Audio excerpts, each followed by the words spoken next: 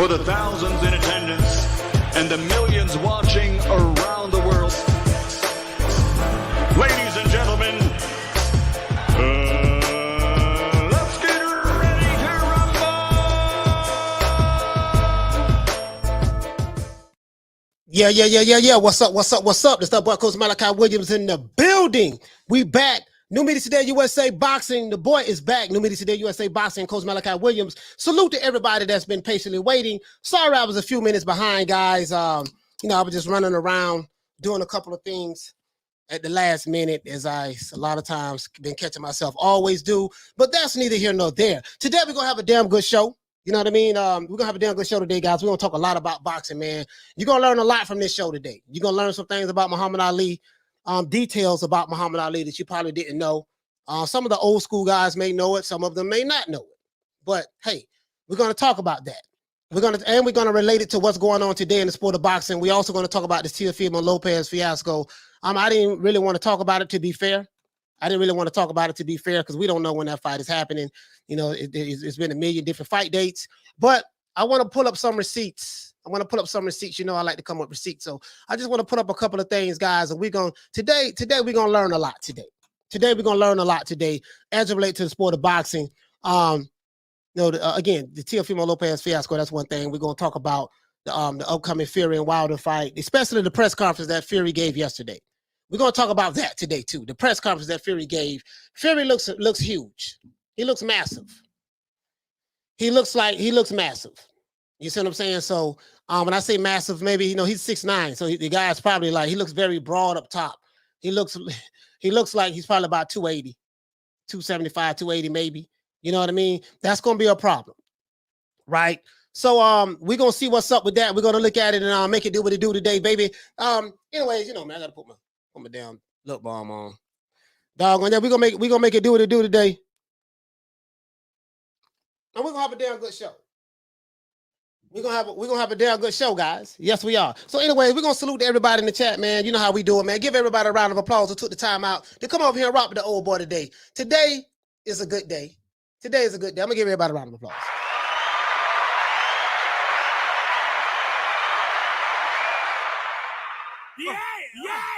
Yeah, man, for real though. We're gonna have a good day today, man. The old boy feeling good. You know what I mean? I was kind of irritated earlier.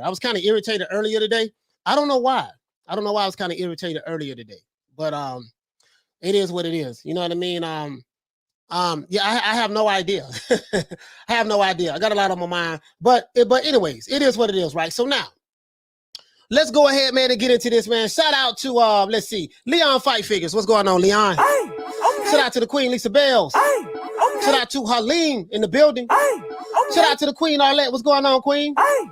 Okay. Shout out to Hector Garcia. What's going on, brother? Hey, okay. Shout out to my brother Charlo. What's happening? Hey, okay. Shout out to Raiders. What's happening, bro? Hey, okay. Shout out to Johnny Blaze with the League Read. Hey, okay. Shout out to Fury and Survivor. Shout out to Teach. Hey, okay. Shout out to Damian Webster. What's going on, fam? Hey, okay. Shout out to Supreme Tax. What's happening? Hey, okay.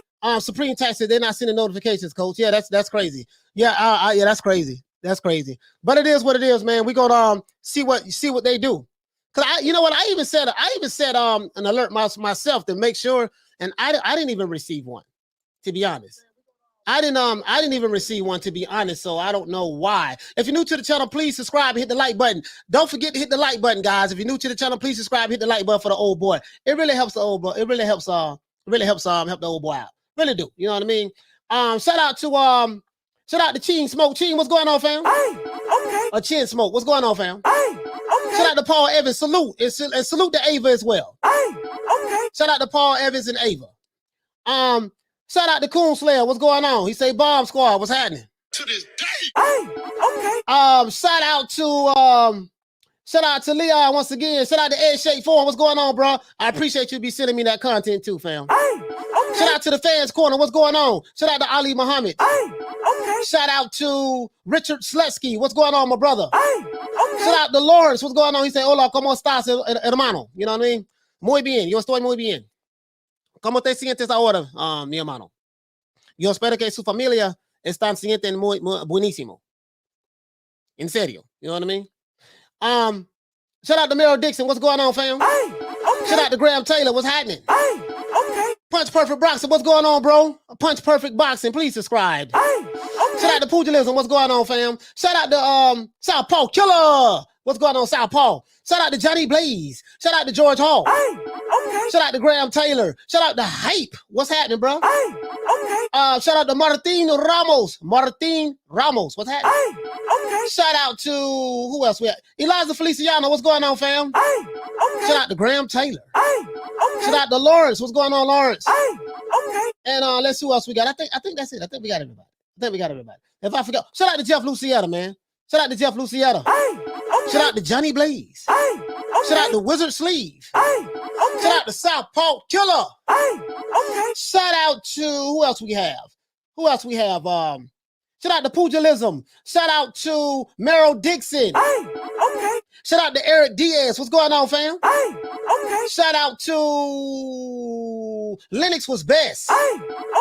Shout out to Jonathan. What's going on, fam? Shout out to who else we have? Eric Diaz. What's going on, brother? Shout out to my brother Charlo with the link read. Shout out to Mar the Machine. Fire. Shout out to Wizard Sleeve once again. Shout out to D Nice. They call me D Nice. You don't know nothing about D Nice, man. You know, from BDP, Boogie Down Productions. Shout out to Halim in the building. Shout out to Rob Rev Shows. And we're going to get into this, guys. We're going to get into this. So we're going to allow YouTube to go ahead and send out the notifications out to the Chitlin Circuit on YouTube. Shout out to everybody that's on Facebook that's watching this live broadcast. And shout out to everybody that's on Twitter that's watching this live broadcast. We do have the podcast coming up, guys. We're going to be dropping it. More than likely, I'm going to do it next week. We're going to try to do it Monday, maybe Sunday. You see what I'm saying? We're going to have the podcast live for the fight next week when I go live on Fight Week. We're going to have that. We're going to have that. I can promise you that. We're going to have that. We're definitely going to have that. You see what I'm saying? So it is what it is, man. Let's get into this, man. Paul Evans, salute to you, fam. Let's see. Let's get into this, guys. Now, I got a question I wanted to ask you guys because I've been seeing a lot of little stuff going on. You know, I'm on abreast. I'm up on abreast of all of everything that's going on in the sport of boxing for the most part, right? I pretty much am. You know, just certain stuff I choose to talk about and certain stuff I choose not to talk about. These are one of the topics that I'm like, what the hell is going on with this particular fight? And then I wanted to know, you know what I mean, based on the moves that Teofimo Lopez made in the past. And I want to show some of these receipts that we have. You know, that I wonder if he's having second thoughts. You know what I mean? I wonder if he's like, you know, is he having any regrets about this Triller situation? Because, you know, when he first signed with Triller, you know, Teofimo Lopez was very happy and excited, saying that, hey, somebody knows what I'm worth. You know, because Bob Arum, he felt like was lowballing him, wasn't paying him the money that he wanted. And then he ended up, you know, the fight went to a purse bid with him and Kambosos. And next thing you know, la-di-da-di-di-la-di-da, we're here today, and there's still no fight. Now, to be fair, he hasn't fought.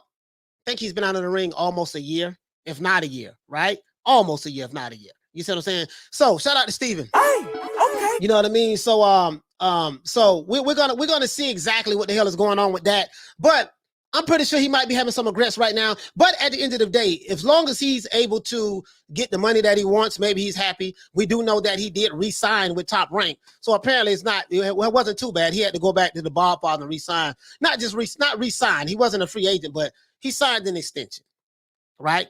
And I saw yesterday's press conference with Tyson Fury. He looked huge, right? So the question I wanted to ask was this here, guys. Is Teofimo Lopez regretting his decision to sign with Triller? I'm pretty sure he is at this point. I don't have any proof. I don't know the guy. I'm not in his circle. I don't have no affiliation with him. So I'm just letting you know.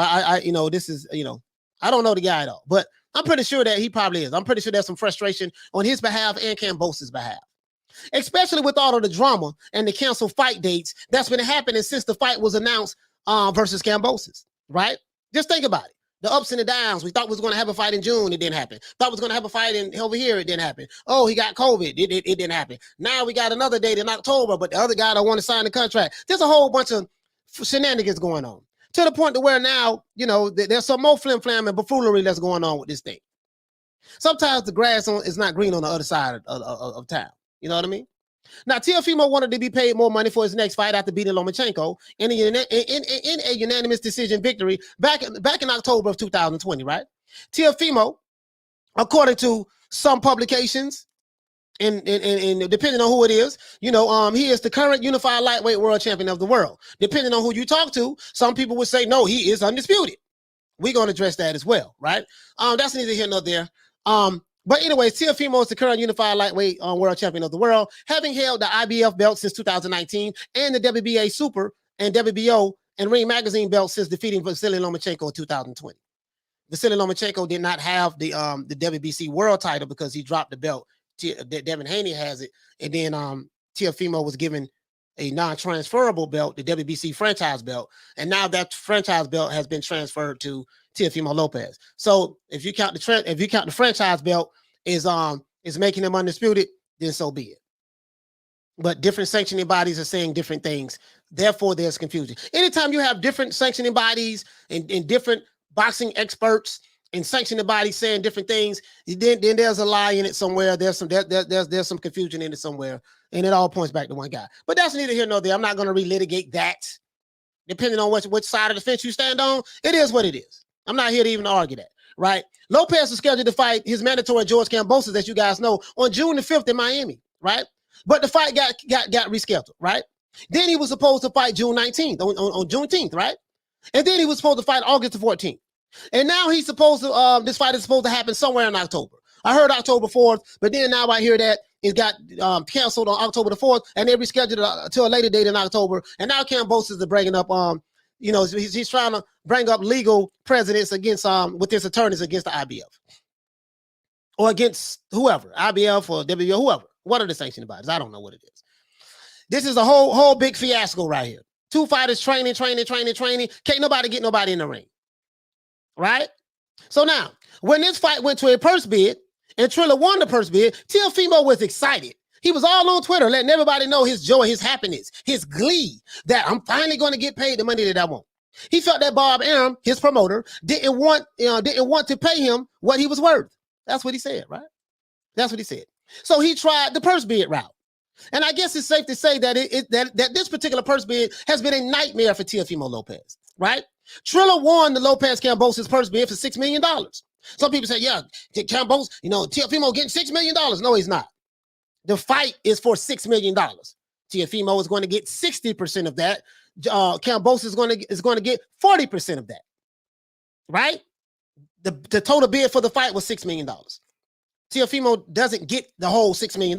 Then that would mean that George Kambosos is fighting for free. So I hope I cleared that up, right?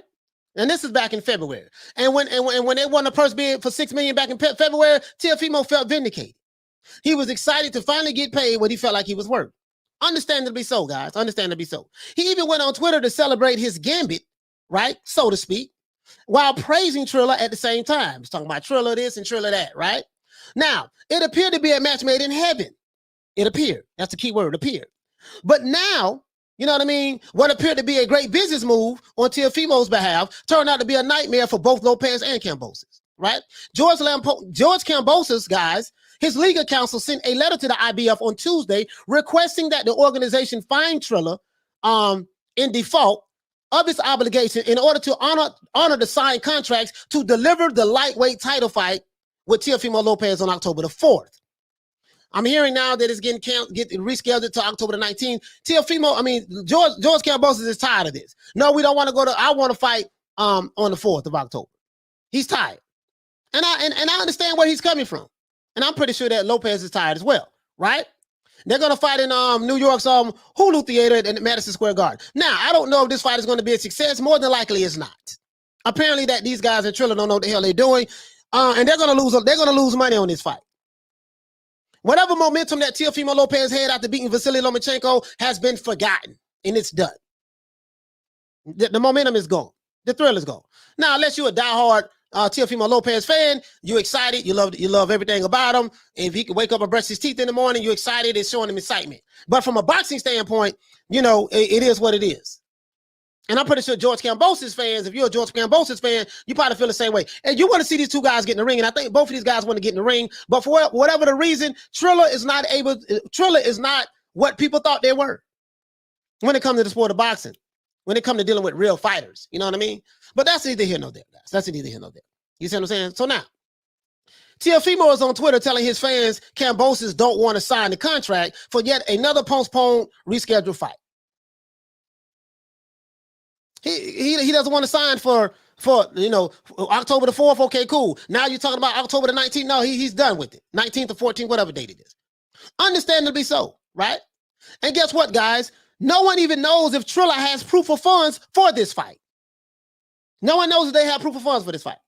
I'm not saying they don't. More than likely they do. But I'm just saying we don't know that. Now, you know what I mean? Because Teofimo, them ain't got paid nothing yet. They won't get paid till they fight. But they got to get in the ring first, right? Now, Teofimo has since signed an extension with Bob Arum in Top Rank a few months ago.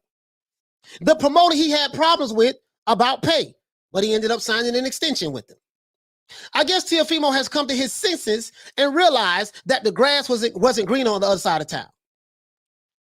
Now, what's next for Teofimo Lopez or Kambosos? After this fight with Kambosos, will Teo go the purse bid route again after what he experienced this time if he doesn't get the money that he wants, right? Or will he play the game and do what his promoter tells him to do, pretty much like what most fighters do? Fighters have to do what their promoters tell them to do. The promoter don't work for the fighters. The fighter work for the promoter. I know what they say, right? What they say it is and what it is two different things. What they say it is and what it is two different things. Just being honest with you. He's going to have to play the game. This Triller fiasco has been nothing short of a nightmare for Kambosos and Teo at this point, to be fair. And it seems that Triller doesn't have any idea what they're doing when it comes to Teo and Kambosos. No, they have no idea when it comes to those two after actually getting in the ring in order to fight each other. They have no idea. So we're going to talk about Tyson Fury as well, guys. We're going to talk about Muhammad Ali, my guy. So tell me, do you think if Teofimo Lopez could do it all over again, guys, would he do things differently? If he had a chance to do it all over again, knowing what he's going through right now, not able to get in, he could have had 2 or 3 fights right now this year, or at least 2, right? You see what I'm saying? So knowing what he know now, would he do anything differently, or would he say, "No, I'm just gonna rock with what I'm doing"? It's an opinion. And then we're gonna talk about Tyson Fury. Let's talk about it, guys. And we're gonna talk about the Gypsy King press conference yesterday. We're going to talk about that too. Let's talk about it. If you're new to the channel, please hit the like button, share, and subscribe. If you're new to the channel, please hit the like button, share, and subscribe. Shout out to everybody on Facebook who's watching this broadcast, and shout out to everybody on Twitter that's watching this broadcast. Also, as you can see, I do have the bomber jacket on. I got my shirt up on here too, man. Nobody Today USA shirts. And I had the bomber jacket on, man. It's nice. It feel good. It feel good down there. You see what I'm saying? Anyways, let's get into this. Let's take it to the chat. We're gonna, I'm gonna show some receipts. I'm gonna show some receipts. Javon said he didn't get notification. Yeah, man, I've been hearing that, fam. I've been hearing that, brother. Hey, okay. Javon Soto, shout out to you, fam. He said I didn't get notification. Thank you for letting me know, fam. Ain't nothing I can do about it. He say strip T.O. dumbass. Hey, okay. I don't know about stripping him. It hasn't been a year yet. It hasn't been a year yet, guys. It hasn't been a year. You know what I mean? I don't know about stripping him. And it's not his fault that he hasn't got in the ring. Well, maybe you could say the COVID thing, but a lot of fighters been catching COVID lately. So who knows? You feel me? You feel me, Kevin? So okay. He says, I agree. Teo and Thriller is a mess right now. Yeah. It's a mess right now. It's a mess right now. Steven says, he says, Jeff, yep, his career has stalled. Yeah, if you're talking about Teo, yeah, it just stalled. Whatever momentum that he had coming out of the Vasyl Lomachenko fight, that's done. The Queen Lisa Bell, shout out to the Queen Lisa Bell. Hey, okay. She said they still owe Mike Tyson money, I believe. Yeah, as a matter of fact, I think they're trying to sue Mike Tyson. They're saying that Triller's trying to sue Mike Tyson. They're saying if he was to go ahead and fight, Lennox Lewis, right? To fight on, I think he's fighting on Legends Only. If he was to fight Lennox Lewis on Legends Only, after they paid him $25 million, they say they paid him $25 million. That's what they say. We don't know how true that is because I haven't heard Mike Tyson say he got paid anything, right? But they paid him $25 million to fight Evander Holyfield in an exhibition match. No one wants to see Tyson fight Evander Holyfield in an exhibition match. We saw what Evander Holyfield did in a real fight. He's not there anymore. You see what I'm saying? He say Teo needs a 3-second knockdown in order to get the momentum back. Hey, okay. I don't know, man. I don't know, man. But you know, it's a terrible situation as to relate to that. You know, I think if he had a chance to do it all over again, he would have done things a whole lot differently. And I wouldn't be surprised if Bob Arum has some kind of hand in this in order to make sure that, hey, man, listen, you know, you gave me a hard time. One thing about Bob Arum, Bob is very vindictive. He like this here. Okay, he's the old mongoose. Oh, you're giving me a hard time, huh? Okay. I don't promote some of the biggest fights in the world, and I don't promote some of the best fighters that ever walked the planet Earth. Who the hell is you? You the new whippersnapper on the block, huh? You're feeling yourself, huh? Yeah, I know, grasshopper. You're gonna learn today, grasshopper. Sometimes the grasshoppers, when they hop, they look at grass on the other side and say, well, let me hop on the other side because the grass look green over there. Turned out that not to be the case. This is a nightmare for both. But Teofimo is young. He's a young kid, 23 years old. You know, he's 23 years old, so he's a young kid. He's, you know, I got a son that's 20, so he's like, you know, he's old enough to be my son. You know, so I'm old enough to be his dad. So, you know, he's a young kid. You know, he gonna learn, understand this business. It is what it is, though. It is what it is. It is what it is. You see what I'm saying? So that's it. Boston George says hitting the like button. Yes, sir. If you're new to the channel, please subscribe and hit the like button. You see what I'm saying? I think if he had a chance to do it all over again, Southpaw Killer said the trill is gone. The trill is gone. Oh, Baby King. Not BB King, Baby King. You know, the legendary Baby King, man. You know, hey, listen, merch style. Yeah, we merched out today, man. Click the link in the description below if you want to grab the merch. New Media Today USA boxing.store. Anyways, as a matter of fact, I need to change that to put that right here, man. That's what I'm gonna do. I'm gonna change that to put that right there. Bear with me one moment, guys. Let me go ahead and do this here, man. Let me go ahead and do this here. Let's do this. Yeah, man. I think honestly, guys, I think if he had a chance to do it all over again, I think he'll do something different. But the thing is, you have no way of predicting these things. You have no way of predicting these things, how it's going to work out, especially when you take something to a purse bid, you know, there's a level of the unknown. And T.O. probably thought, yeah, man, you know, this gonna be great, man. I'm gonna get the cheese I want, man. Everything gonna be good. It's gonna be all gravy. You see what I'm saying? It's gonna be all gravy. And he thought that, hey, man, I got the link right there, man. I got the link right there. He thought it was gonna be all gravy. Come to find out, you know, the gravy is dry. Sorry about that, guys. Come to find out the gravy is dry. That ain't good. Neither one of them can get in the ring, right? And just a lot of unfortunate situations. Now, they had an opportunity to fight on one day, but then Teofimo caught COVID. So that was his one time to really get in there. And then, so now it's like, bro, it's crazy. And then the Miami situation, we know what happened with that. Floyd was fighting on that day. So that killed all that. He said Teo will hurt Devin. Well, we'll never know if they don't get in the ring. That's the thing. He said, because this Triller night. And no one's going to save you from the beast that's about to strike. Okay, yeah, man. What you know about that Thriller, man? Yeah, man. Big Ronald Franklin, what's going on, fam? He says, in my bomb voice, Lopez, the thrill is gone. Yeah, man. It's gone, bro. It's out of there. Arthur Hawkins say, New Media Today. New Media Today. What's up? What's up, Arthur? Big Arthur, what's going on, fam? Yeah, man, what's going on, fam? Bro, I'm telling you, if he had a chance to do it all over again, I wouldn't be surprised, dog, if Bob Arum had some hand in this. You know me, man. I'm not the biggest fan of Bob Arum. You know, I ain't crazy about these promoters, man, because I know so much that goes on in the background in the sport of boxing. The reason why I feel this way about a lot of these promoters and these sanctioning bodies like Mauricio Suleiman and IBF and WBC and WBA and all of them, because I know so much that goes on in the background in the sport of boxing. You know, my uncle, salute to my uncle, Detective Tommy Ellis. You know, he was a detective for years. Yeah, man. Sorry about that, guys. You know, but he was a boxing coach. He was a trainer. Tommy Ellis, Saw Pretty, and Saw Pretty. There's another coach named Saw Pretty, man, from College Hill.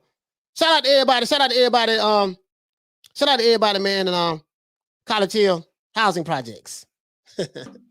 College Hill housing project. Yeah, man, Saw Pretty over there, man. Over there in the Belmont Heights area, Ponce de Leon, stuff like that. Yeah, man. So, they were some really good trainers, right? And they used to tell me all the time, man, you don't understand, the politics of this boxing stuff. This stuff is very corrupt. Very corrupt. These sanctioning bodies is full of it. They create all kind of belts now, in order to collect money for sanctioning fees. You know what I mean? So it is what it is. Shout out to Ball Squad. To this day. He says Fury is going to get the cheat beat out of him. Okay. People need to realize Wilder's going to get that body October the 9th. Okay. Shout out to Ball Squad. He over here representing for his boy. Johnny Blaze says that Triller should not be allowed to bid in another purse fight. Yeah, you know what I mean? I mean, this is the thing, though, Johnny Blaze. I hear what you're saying, fam, but what they're saying is this here. If you allow just the promoters like Bob Arum and the de facto promoter, PBC, which uses Tom Brown or TBE or whatever the case may be, to do it, then they'll be like, hey, man, you guys just have a monopoly on the game and you're not allowing outside like companies to come in and make it fair. You understand what I'm saying? So this is why they did it. If it would have worked out, it would have been cool, Johnny. But so far, it's not working out. It's not working out. It's not working out. She said, I'm glad Carissa Shields didn't roll over. There, she has a good business sense on what platform she goes on. Yeah. Done deal says Tio should fight Devin. Yeah. That's another fiasco as well. Devin Haney can't even get nobody in the ring with him. Devin Haney have fighters pulling out of fights with him, and they say he ducking. Let me get this straight. You became the mandatory to fight me.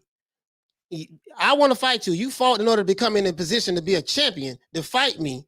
But then you pull out of the fight, and then the people who support you say, I'm ducking you. Okay.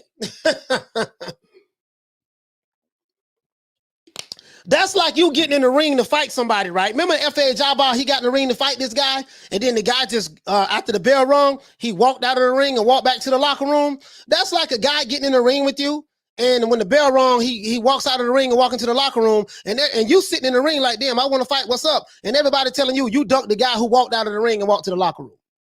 Man, that's crazy. That's crazy. He said, a while back, I thought Fimo was Sparkany. I still feel the same. Yeah. Shout out to YouTube. Hey, okay. For dropping that $1. Bam, super chat on your boy. Hey, Leroy. Super chat received. Playtime's over, boy. He says, I don't think T.O. lost momentum. YouTube channels keep talking about T.O. all the time. Yeah, but what I'm saying is, yeah, the YouTube channels keep talking about him all the time. I hardly talk about T.O. myself. I really don't talk about him. But YouTube channels are talking about him. But what you got to understand, Henry Martinez, is this.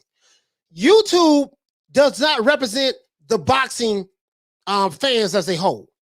YouTube channels are a small microcosm of fans, fanboys, and casuals, right? Fans, fanboys, and casuals are mostly on YouTube, and it's mostly casuals and fanboys that's on YouTube, right?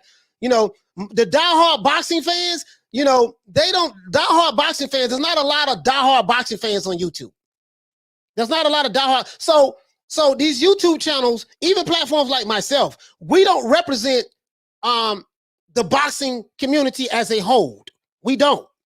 We're keeping it alive on social media. We're doing our job on social media, but we're not keeping it, but we don't represent boxing as a whole. So if you see a couple of channels talking about a fighter, you might think it's popping, when actuality it's not, because you're living in the microcosm of that particular YouTube channel or those particular YouTube channels. You understand what I'm saying? That's as easy as I can break it down, to be honest with you. Arthur says, I believe Triller is trying to back out of the fight altogether so they don't have to pay that $6 million. And if that's the case, fam, if that's the case, that, if that is the case, then that means they might not have proof of funds. Maybe they see, man, this fight gonna be a dud. Maybe they see ain't nobody gonna pay to watch this fight. And it's a possibility that no one is gonna pay to watch this fight. Because the people on YouTube, they ain't gonna pay to watch it more than likely.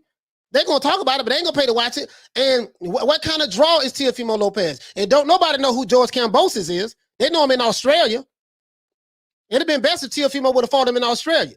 But then he said he don't want to go over there and fight in Australia. For whatever reason. But you got fighters like Alexander Usyk, he will fight you anywhere. I'll come to Australia. I will come to Antarctica. I will come to America. I will go to Brazil. I will go to China. I will go to Japan. I will go to Pakistan. I will go to India. I will go wherever. Alexander Usyk is probably the only fighter currently in the sport of boxing that does this, outside of him and Tyson Fury. Everybody else, they don't even want to go. I don't want to go to nobody else's country and fight. So it is. So TS Boxing says, I don't think Fury is conditioned. He didn't look very good. Johnny Blaze says, why do people not want to fight Devin? I don't get it. Yeah, I have no idea. Frank says, Coach, you shouldn't let Teofimo fight on your YouTube channel. He said, you should let Teofimo fight on YouTube channel. I don't have the money to pay him. Frank, I don't have the money to pay him, bro. Kevin Knight says, Shakira is coming. Yes, he is. He's coming. If you're new to the channel, please subscribe and hit the like button. And also click the link in the description below and check out the new bomber jackets, guys, and the new merch. New Media Today USA Boxing.store. You can also click it right here. You can hit it right here. It's going across the screen right here.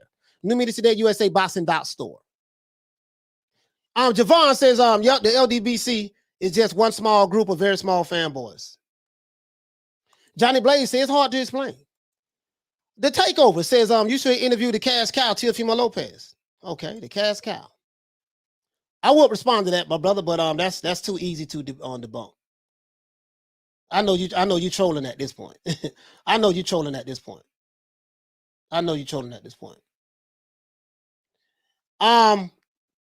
Halim says, me, I'm still a diehard fan. Yeah, the UK, listen, let me tell you something about the UK, dog. Like, what I'm impressed with, I'm from America. I'm from over here, right? You know what I mean? I'm from the state of Florida. Country boy from the state of Florida, right? And America, like, boxing, like, we used to have, like, fight parties and be diehard and be excited about fights, especially in the heavyweight division. We don't have nothing over here from a talent standpoint in the heavyweight division over here. And then it's a different wave of fans that's taken over. We have more casuals and fanboys in the sport of boxing now. Basically, people, this is what happened, guys. When the Klitschko's took over the heavyweight division, right? When the Klitschko had their run in the heavyweight division, America, a lot of our good heavyweight champions, and then Lennox Lewis, he was from the UK, so he was the undisputed champ at that time. And then once he retired, the Klitschko's took over. As the heavyweight division goes, so does boxing, and that's definitely true in America, right? That's definitely true in America. When you have a heavyweight champion that you can get behind and rally behind, it makes boxing live in America, right? In the UK, you guys, even though boxing is not the primary sport in the UK.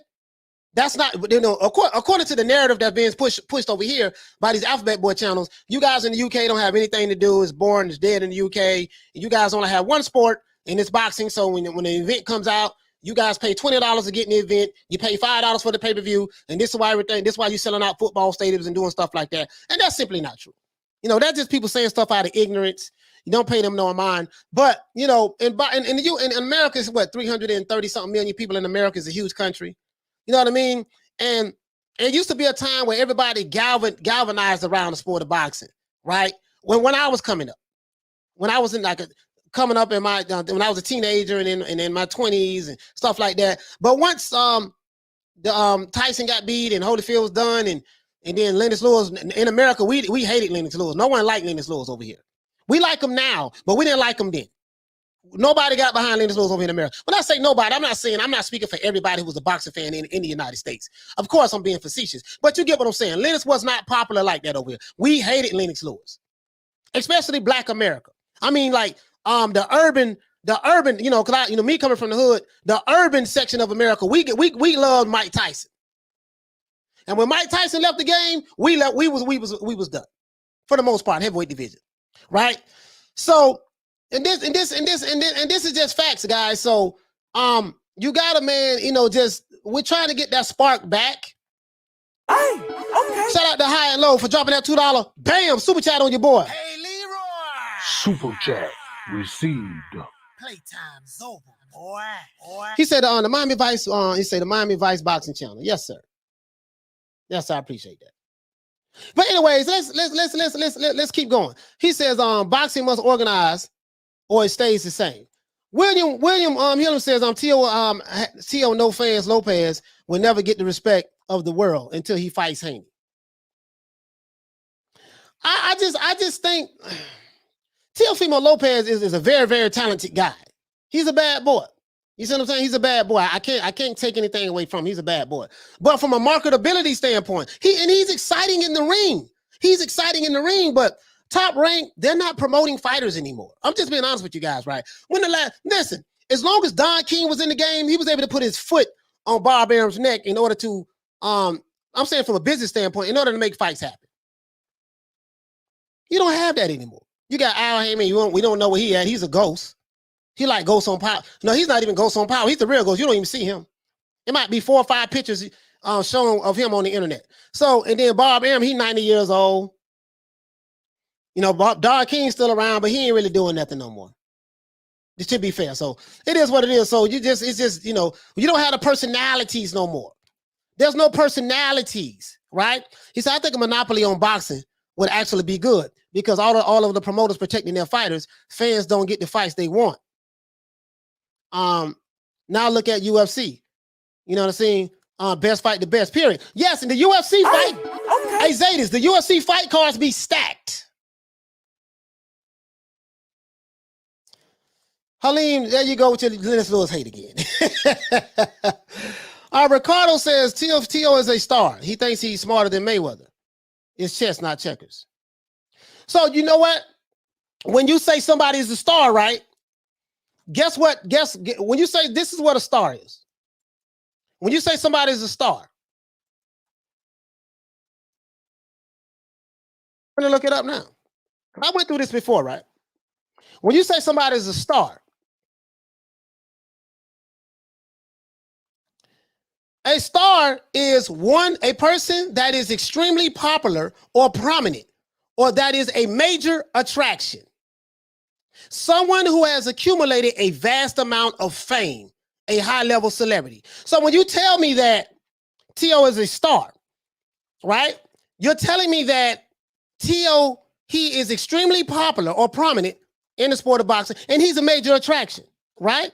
So now, I'm going to give you some examples. I'm finna give you some examples. When Teofimo has a fight, if you have celebrities paying top dollar to come see him fight, if he's selling out arenas, let's say he was to fight at a 20,000 seat stadium, right?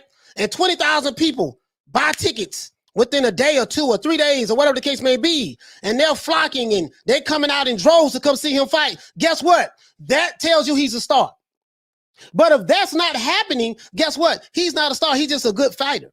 Terrence Crawford, my favorite fighter. Is he a damn good fighter? Yes, he is. Is he a star? No.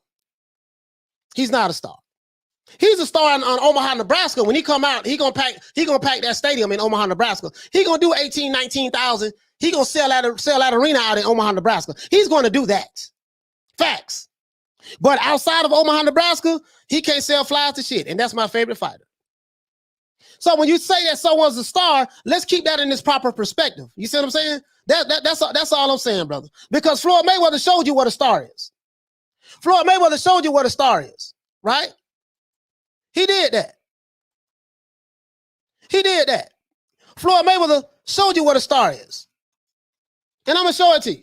Just in case you don't think I'm making this up. I'm going to show it to you. I'm going to show you what the definition of a star is. You see what I'm saying? And so how many stars do we have in boxing? We know the guy who just got beat, you know, my guy, Anthony Joshua, he's a star. He's a star. You want to know how I know?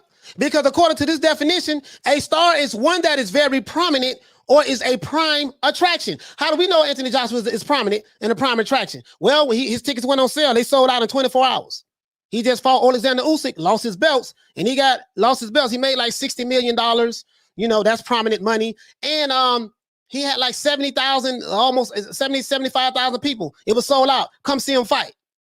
Now, if Teofimo is not doing that, if Teofimo is selling out arenas, then you can tell me that he's a star. Canelo Alvarez is a star. Well, we know that. Canelo Alvarez sold out a football stadium. Hey, Khan say, yo, coach, hope you're having a good day. Best roast of Wilder and fanboys yesterday. Yeah, you know, yesterday was yesterday. I had to get that off my chest because, you know, a lot of stuff that was said, but I don't want to go back down that path. But I get your point. Hey, okay. You see what I'm saying? So when you say, so when you say a fighter is a star, this is the criteria that I go by.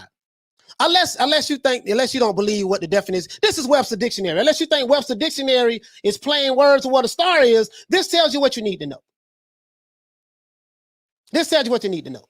Shout out to my brother Jawan. Hey, okay. So, you know, I don't want no Teofimo Lopez fanboys jumping down my throat getting mad, but can you honestly say that your fighter is a prominent or a prime attraction?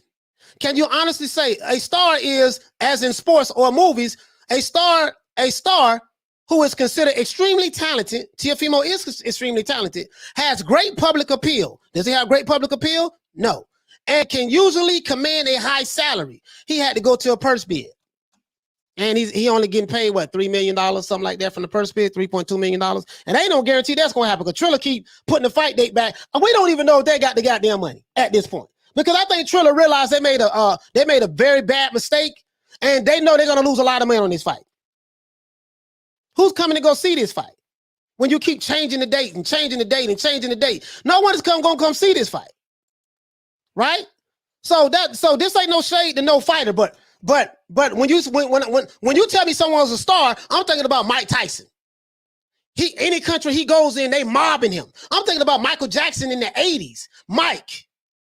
Michael Jackson in the 80s. Listen, he couldn't even go walk through a shopping mall without getting mobbed. He had to have security everywhere. When you say someone's a star, Canelo Alvarez in the sport of boxing, he's a star. Megastar. Anthony Joshua was a megastar. Those are the two guys. Manny Pacquiao when he was in his prime. Floyd Mayweather. We knew Floyd Mayweather was what? Highest grossing fighter of all time, Floyd Mayweather. So when you tell me that, I'm not saying that he won't get to that level, but he's just not there yet. I'm just being honest. Just being honest. He said Teofimo Lopez should have fought Haney to further his fame. Right? He said one of my best closest friends is Honduran, and he didn't know Teo till I told him. Yeah, Teofimo Lopez is from he's from over here, I think, but his parents is from Honduras. He's from Honduras, from South America. Southpaw Killer, he say, and this is why they hate Floyd. He sold like an MF, and because the face of boxing, I had cousins that wasn't boxing fans buying Floyd Mayweather fights. That's the star. Exactly. See, hey, listen, Southpaw Killer, you got to break this down to people. When they're going to tell me that they fighters this and that, I go right on to the Webster Dictionary. I say, listen, I don't know about this because according to this, your fighter ain't this, homie. Is he talented? Yes, he is. Is he talented? Yes, he is. Certified Bucket said, you are a star when multiple rappers come to your fight. No, not necessarily. But I get what you're trying to say. I get what you're trying to say. You know, because you can have some B class, some C class rappers. Rappers who not even that popular, but they known in their region or whatever. You know what I mean? Johnny Blaze says Floyd was smart. He didn't fight many Americans in the second half of his career. I think he knew he needed more than just an American crowd. And then Floyd played the villain very well. Right? You can't teach this stuff. You can't teach it. You see what I'm saying? You can't teach it. So let's be honest. There's only very few stars in boxing. Whether you like these guys or not, you know, guys who command a high salary. Joshua and Canelo Alvarez. Guys who sell out football stadiums. Joshua and Canelo Alvarez. Or Canelo Alvarez and Joshua. Right?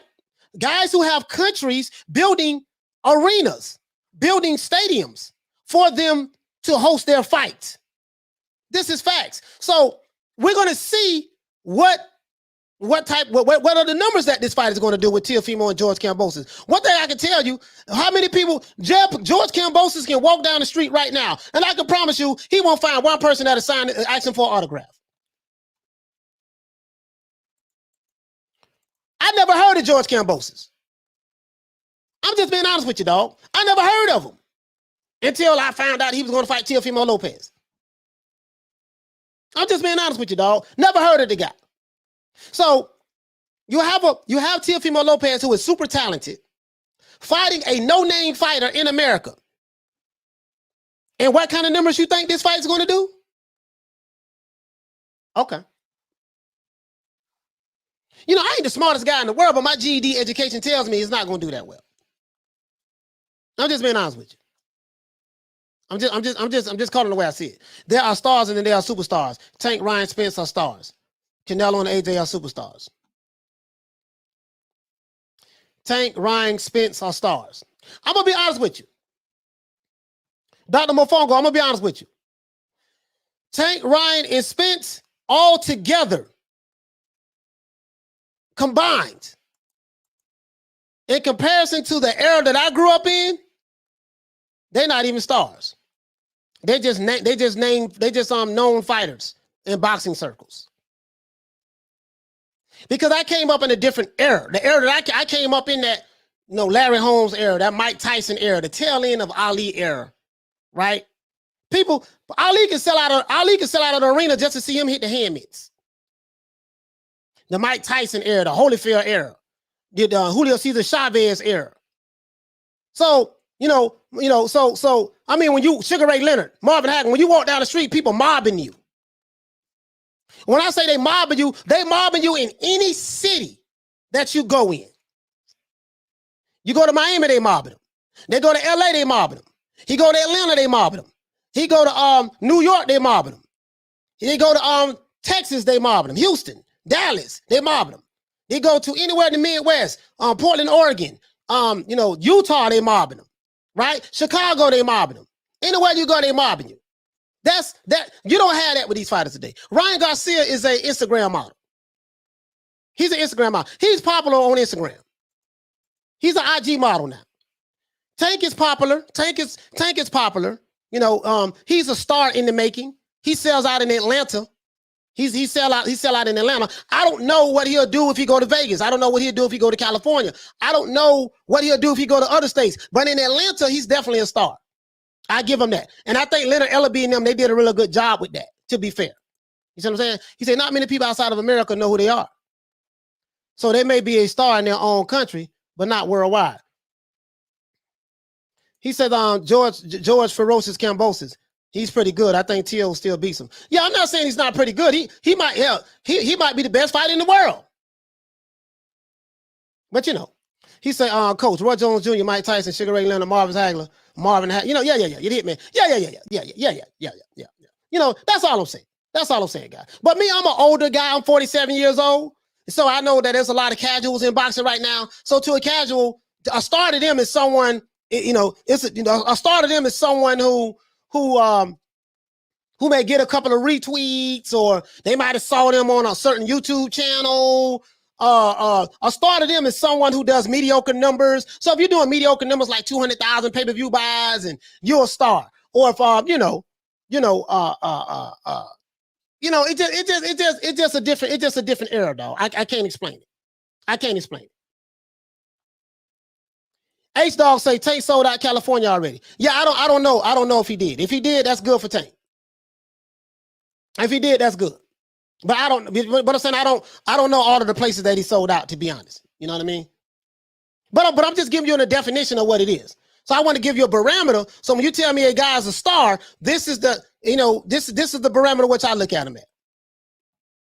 I used to walk in the barbershops growing up, and people, man, Tyson finna fight such and such. Oh, man, Hagler finna fight. Hagler and Sugar Ray finna fight. Hagler finna, you know what I mean? Hagler, you know what I mean? I used to like get. I remember those times, and those times are gone. It's just not there anymore. It's just not there. I'm just being honest with you, dog. I'm just being honest with you. Yeah, Canelo is from Mexico, and he is the biggest fighter in America. There's no fighter in America bigger than Canelo Alvarez. Facts. And he's not even American. He's from Mexico. He's not even American. He's from Mexico. He said, Coach, I'm good. A little bit late. I'm in the house. Yeah, shout out to Thomas. What's going on, fam? Hey, okay. So basically, the biggest fighter in America is a Mexican. Canelo Alvarez, that boy. I'm just being honest with you. I don't think nobody will argue that. Coach, the Kambosos sell the fight in Australia? Hell yeah. Hell yeah. Any fighter sell better overseas than it will in America. Any fighter sell better overseas than it will in America. If Tyson Fury and Wilder was fighting in the UK, Tyson Fury never sold out an event before in his life, right? I don't know. Maybe he sold. Well, I can't say that. I think maybe the Vladimir Klitschko fight, maybe that was sold out. That was in Germany. That was in Vladimir Klitschko's hometown in Germany, right? So I think those fans came because of Vlad, anyways. You know, to be fair, but we'll give him that. But before that and outside of that, Tyson Fury couldn't even sell out in the UK. But I think if he fought Wild in the UK, I think it'd be a sellout event. You understand what I'm saying? So I'm just saying the numbers speak for itself. The numbers speak for itself. That's all I'm saying. That's all I'm saying. That's all I'm saying. He say, a lot is different from when you grew up, coach. I hear you. But that's why I differentiate stars from superstars. I think a star in boxing these days are those who are most known in boxing circles. Okay. Okay. They're known in boxing circles. Okay, I give you that. I give you that. They're known in boxing circles. I give you that. That's a star. Well, hell, if that's the case, there's a whole bunch of fighters stars. With Terrence Crawford a star, Sean Porter a star, Keith Thurman a star. Joe Smith is a star. Let's see. Let's keep going down the line. If that's the case, Tank is a star. Let's see. Gary Russell Jr. is a star. That's most of the fighters in boxing. Then all of them are stars. If that's the case, Lomachenko is a star. Richard Comey is a star. He's known in boxing circles. Let's see. What's my brother's name? Jamal Charlo. Who's the one that Tony Harrison is a star? Jerry Hurd is a star. Well, shit, we got a whole bunch of goddamn stars in boxing then. If that's the case, because all of these guys are known in boxing circles, right? Josh Taylor, he said Josh Taylor fights make you appreciate the sweet science. Only undisputed champion president. You see what I'm saying? So we're not even going to talk about superstars. We're going to take Joshua and Canelo out of it. If a star is fighters who are known in boxing circles, then there's a whole bunch of fighters that are stars. Sergey Kovalev is a star. He's known in boxing circles. Beterbiev is a star. He's known in boxing circles. Bivens is a star. He's known in boxing circles. Right? There's a whole bunch of them. We can go down the line. If that's the criteria. Plant is a star. He's known in boxing circles. You see what I'm saying? He's a star. He's known in boxing circles. So, it is what it is. It is what it is. You see what I'm saying? So, anyways, let's go over here and check this out. I got a question I wanted to ask you guys. We're gonna make this nice and sweet today. We're gonna make this nice and sweet today. Right here, guys, we're looking at. I want to show you guys something. We're gonna look at Lomachenko right quick, right? We're gonna look at Lomachenko. Lomachenko, he fought, so if Teofimo can land this fight October, it'll be a year to the day that he beat Lomachenko, which was October. He beat Lomachenko, and according to Wikipedia, it says that Lomachenko lost to WBO in the Ring Magazine title. And Teofimo already had the IBF title. I don't know why they don't have the WBC title on here. Oh, you know what? I forgot. He didn't have it. He dropped the belt. They gave him the franchise. So I don't know why they don't have the franchise, the WBC franchise here. Right? Shout out to UGC Flame. In the building. And Big Ronald Finkley. In the building. Shout out to Egg-Shaped Forum. In the building. Shout out to Johnny Blaze, Hector Garcia, and everybody else I forgot in the building. And shout out to everybody on Facebook that's watching this broadcast. And shout out to everybody on Twitter that's watching this broadcast. Salute to you. But, as you can see, October the 17th was the last time Teofimo had a fight, right? Had a fight. Since then, Lomachenko has fought, and Lomachenko lost his WBA, WBO in the Ring Magazine title in the ring, right? So, shout out to World Week Radio. What's going on, fam? Big Joe, what's going on with you, baby? Yeah, man, so he lost his belt over here. He lost 3 belts. Ring Magazine with him, right? That's what he lost over there. So Lomachenko is going to fight Richard Comey. And who knows what's going to happen after that? Who knows? Who knows? You see what I'm saying? Southpaw Killer said because no sanctioned body recognizes the franchise coach. There is one. There is one. Check this out. There is one that recognizes it. Hold on. There is one that recognizes it. I found it. And this is another thing, right? This is another thing. So I said, well, let me look over here, guys. I want to show you something. Let me look over here because right here, when it says right here that Teofimo he beat Lomachenko, we know that October the 17th, 2020.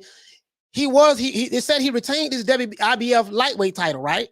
It says he won the WBA Super, the WBO title, and he won the Ring Magazine title. They didn't show the WBC belt.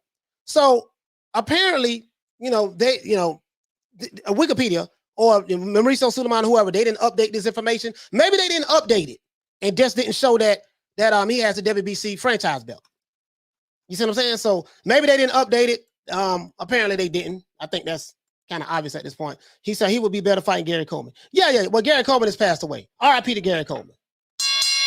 Gary Coleman is dead and gone. R.I.P. to Gary Coleman, right? So it didn't show that there. It didn't show that there, right? It didn't show that there. But now, right here, according to USA Today, let's keep going, guys. Let's keep going. Because I'm going to try to be consistent with this. According to USA Today, when this fight happened, it said Teofimo Lopez becomes undisputed lightweight champ by earning unanimous decision over Vasyl Lomachenko. So they do say it right here. Right here, October the 18th, they say that Teofimo Lopez is the undisputed champ. That's what they say right here, right? That's what they say right here. It say right here he's the undisputed champ. But I'm going to show you guys something, though. I'm going to show you guys something. I'm finna show you guys something, right? Says he's the undisputed champ right here. This is the article that was written last year. Say he's undisputed. You guys see this, right? So you say, okay, yeah, that's what I'm talking about, coach. He's undisputed. Okay, cool. I'm going to show you this, though. It said Devin Haney blames the WBC top rank and Teofimo Lopez Jr. for undisputed title confusion. It said Devin Haney says that the confusion behind Teofimo Lopez Jr. Being called the undisputed champ has been caused by WBC top rank and Teofimo Lopez himself, right? Because Devin has his belt right here. Now, undisputed, not undisputed, I'm not getting into all that, right? But I'm showing you guys, everybody's not on accord with this. There is a sanctioning body that's saying that. There is a sanctioning body. So I showed you the article right here by USA Today. They said last year that they have Teofimo undisputed, right? I showed you that, right? He's undisputed according to them. And then right here we got Devin Haney saying that that's the confusion and stuff like that. So we're gonna move on from that. We're gonna move. I just showed you Devin Haney, right? And we're gonna move on from that. But I'm gonna show you the inconsistencies in this. The inconsistencies in this, right? So now you have one, in Wikipedia when you look it up. And of course, they say Wikipedia is not a source to look at. So what sources do you look at? Okay, that's fine. Wikipedia is not a source to look at. So let's look at the sanctioning bodies. I said, let's look at the sanctioning bodies. The sanctioning bodies should be a source to look at, right? Let's look at the sanctioning bodies. Let's go over here right quick, guys. Let's look at the sanctioning bodies. So right here, we know Josh Taylor is the champ. He's an undisputed lightweight champ. There's no confusion in that. Josh Taylor's disputing this, saying that, hey, man, Josh Taylor has dismissed Teofimo claims of being undisputed lightweight champ ahead of the potential clash of the pair. Taylor defeated Jose Ramirez. So when we go around, right, this is Josh Taylor, but Josh Taylor could be having some kind of bias because according to USA Today, Teofimo is lightweight, is undisputed. So Josh Taylor and Devin Haney could be showing bias against Teofimo, trying, not want to give him his credit, right? So I said, let's look at the sanctioning bodies. Let's see what the sanctioning bodies have to say, guys. Let's see what the sanctioning bodies have to say. Let's see what the sanctioning bodies have to say. So I'm over here looking at my email, right? I got everything lined up for you guys. I pulled up the sanctioning body WBA, right? I pulled up the WBA sanctioning bodies. Right here, the WBA says that October the 4th, you can see Teofimo Lopez. Hopefully, Teofimo and George Kambosos can fight October the 4th.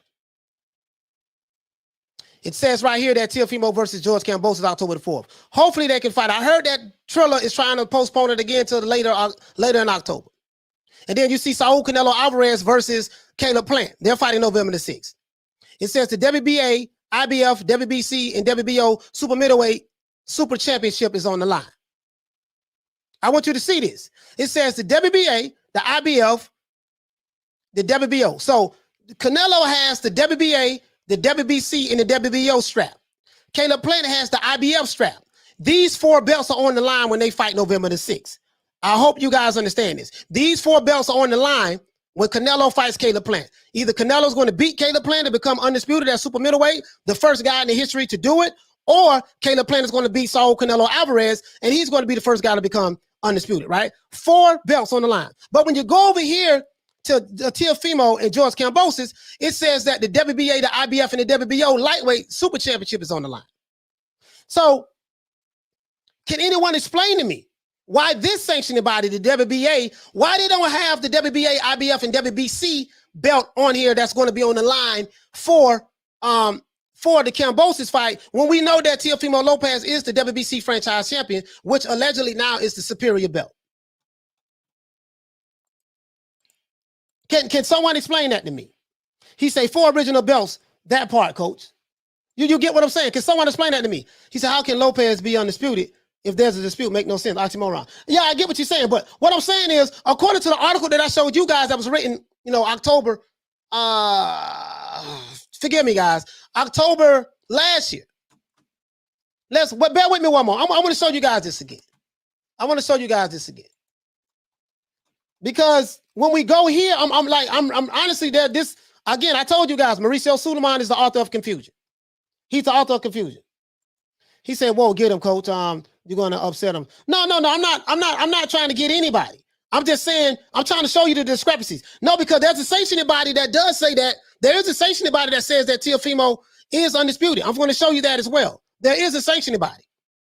But right here, Wikipedia, so you say Wikipedia is not a valid source. Okay, Wikipedia is not a valid source. Everything on Wikipedia is fake. It's not real. Okay, fine. If that's what you want to go for, that's cool. But unless the WBC is taking their information from Wikipedia, because according to Wikipedia, it says Vasyl Lomachenko, Teofimo Lopez, he won the WBA, the WBO, and the Ring Magazine title. There's nothing that says WBC title or WBC franchise, which we know he has the franchise. So this is fake, right? Let's say this is fake. But the WBA, World Boxing Association, they don't have Kambosos fighting for 4 belts. They have Kambosos fighting for 3 belts. They have Teofimo defending his 3 belts. They don't have the Ring Magazine belt on here neither. But we know he got the Ring Magazine belt as well. But right here, Canelo has 4 belts on the line. Canelo has the WBA, WBC, WBO. Caleb Plant has the IBF. Whoever wins is going to win all of them. Canelo's going to win 1 more belt, or Caleb Plant is going to win 3 more belts. You follow me so far? Okay? Now, you follow me so far? Let's keep going, though. Let's keep going. Right? Let's keep going. So let's go here. Oh, that's Josh Taylor. We already seen Josh Taylor. We just seen the WBA. Let's pull up another one. Let's pull up the WBO, guys. Let's pull up the WBO, guys. Bear with me one moment. The WBO site is loading real slow at the moment. I want to show you guys some of these, something that some of the and we're going to talk about Tyson Fury, and we're going to talk about Muhammad Ali as well. Got some really good information as well. Good story I want to tell y'all about Ali and George Foreman. Good story. And I'm going to relate it to what's going on today between Tyson Fury and Deontay Wilder from a mentality standpoint. So bear with the old boy one moment. Okay, this site is taking a long time. Let's go ahead. That's the WBO. Let's go to the IBF. We're going to pull up them too. And let's go here too. Bear with me one moment, guys. So now let's do this. Let's do this. So let's do this.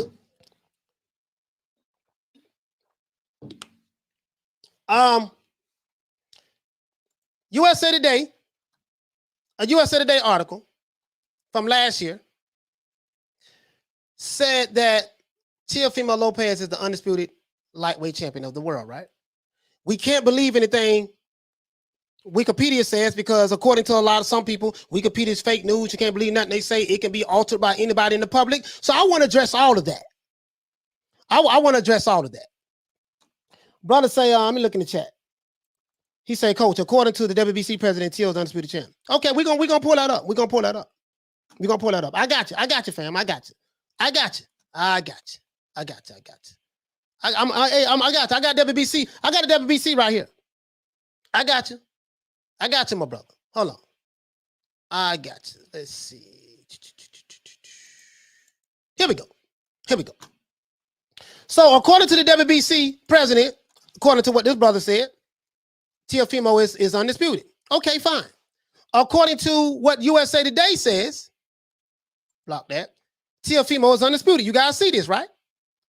Undisputed means he has the WBC, the IBF, the WBA, and the WBC championship straps. We know this. There's no dispute about that. And he has a ring magazine as well. Fine. Okay, cool. I'm with you on that. But when I go to the IBF rankings, let's go to the IBF rankings. Let's go to the IBF rankings and let's look up what the IBF has. We know the WBA doesn't have Teofimo undisputed. Why? I don't know. But they don't have him as undisputed, right? We know this. So when you go here to the WBA site, it has all of the champions in the WBA site. It says Teofimo Lopez is the WBA champion. It says Teofimo Lopez is the WBO champion. And we know he's the IBF champion. We know that. But WBC champion, they have Devin Haney. So Wikipedia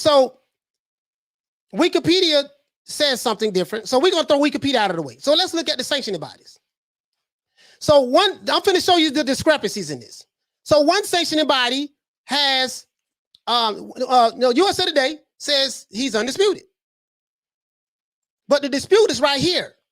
WBA, the IBF says that he's the WBA champion, but it has Devin Haney as the WBC champion. The WBC, the franchise belt is supposed to be the superior belt. Allegedly, according to Mauricio Suleiman, it's a status that they get. It's a status belt that they give you, so you don't have to fight your mandatories. That's what the that's what the franchise belt is. I call it the French fries belt. The French fries belt is a belt that they give you, so you don't have to fight your mandatories. You don't have to be forced. You can pick and choose who you want to fight. So you can pick and choose the pick and choose who you want to fight belt belongs to Teofimo. Devin Haney doesn't have a choice. His belt, he has to fight his mandatories. Unfortunately for Devin Haney, he has two mandatories that refuse to fight him that backed out of it. And they're saying he's ducking, but that's neither here nor there, right? So now there's a dispute right here, IBF. But let's go over here. When you go to the WBC, the Mauricio Suleiman said that the WBC, the franchise belt, is the superior belt, right? This is the WBC website, guys. It says that the WBC franchise belt is the superior belt, right? And this makes Devin Haney, this makes Teofimo undisputed. That's the superior belt. The only problem is when you go down to they got this big picture of Devin Haney. Why is he here? Teofimo Lopez is supposed to be here. He's the undisputed lightweight champion of the world. Why do they have a big ass picture here of Devin Haney here holding the WBC belt? And then when you go down here up under Devin Haney, they have Teofimo as the franchise champion. You know, and this is what I was saying, Mauricio Suleiman. You know, and right here it says Teofimo Lopez, WBO, IBF, WBA champion, and then right here it does say he's the franchise champion. Do you get what I'm saying? But they got this big ass. So Devin Haney is not a champ. Okay, Devin Haney is not a champ. Why do they have him here? And why do they specify franchise champion? What is a franchise belt? A franchise belt is a belt that they give. It's a special designation belt. You don't have to defend. You don't have to fight any mandatories for this belt. No mandatories under the WBC. You can fight whoever you want to fight. Devin Haney has to fight his mandatories. Unfortunately for this guy, his mandatories, two of them, Jojo Diaz and I think Ryan Garcia, didn't want to fight him. They backed out of the fight. So now, what the WBC guys is doing is this. They're getting money from Teofimo Lopez to pay sanctioning fees. And they're getting money from Devin Haney to pay sanctioning fees. This is what's going on. And then, of course, Joseph Diaz, he's the interim champion. So I want to show you that. Notice they don't say nothing about that Teofimo is undisputed or nothing like that. They specified that he's the franchise champion. So now, Mauricio Suleiman is saying something different. Right? He's saying something different. There's a lot of confusion with this. But what you notice, let me show you something. I'm going to show you guys something. I'm going to show you I know what I'm talking about. Let's look at Josh Taylor.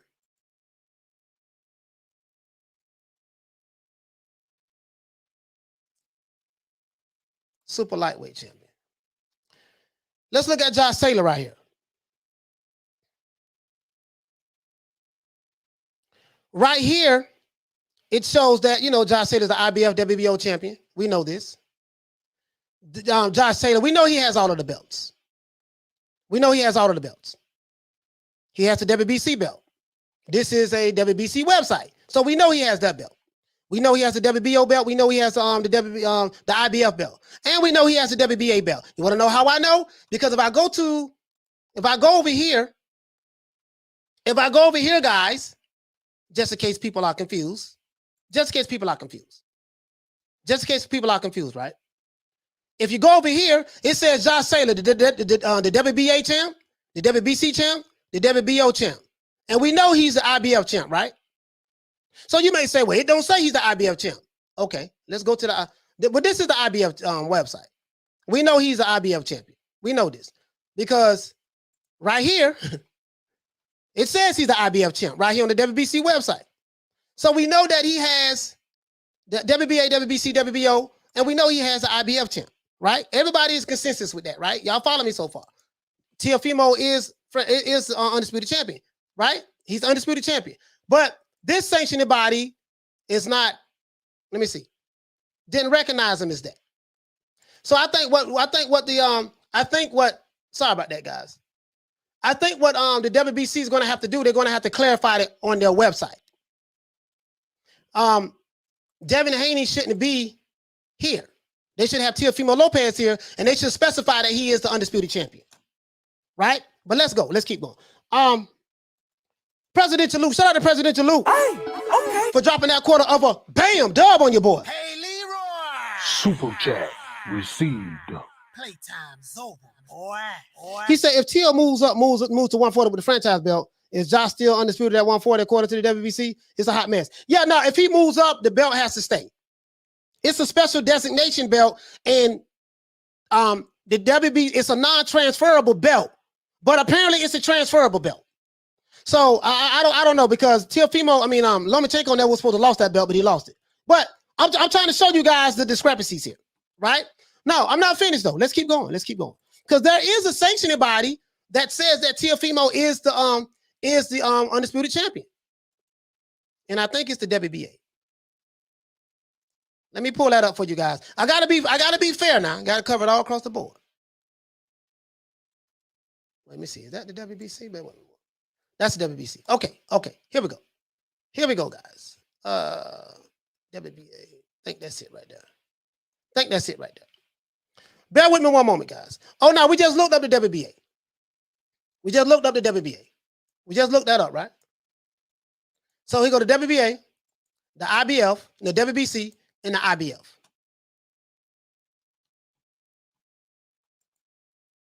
Hold on, guys.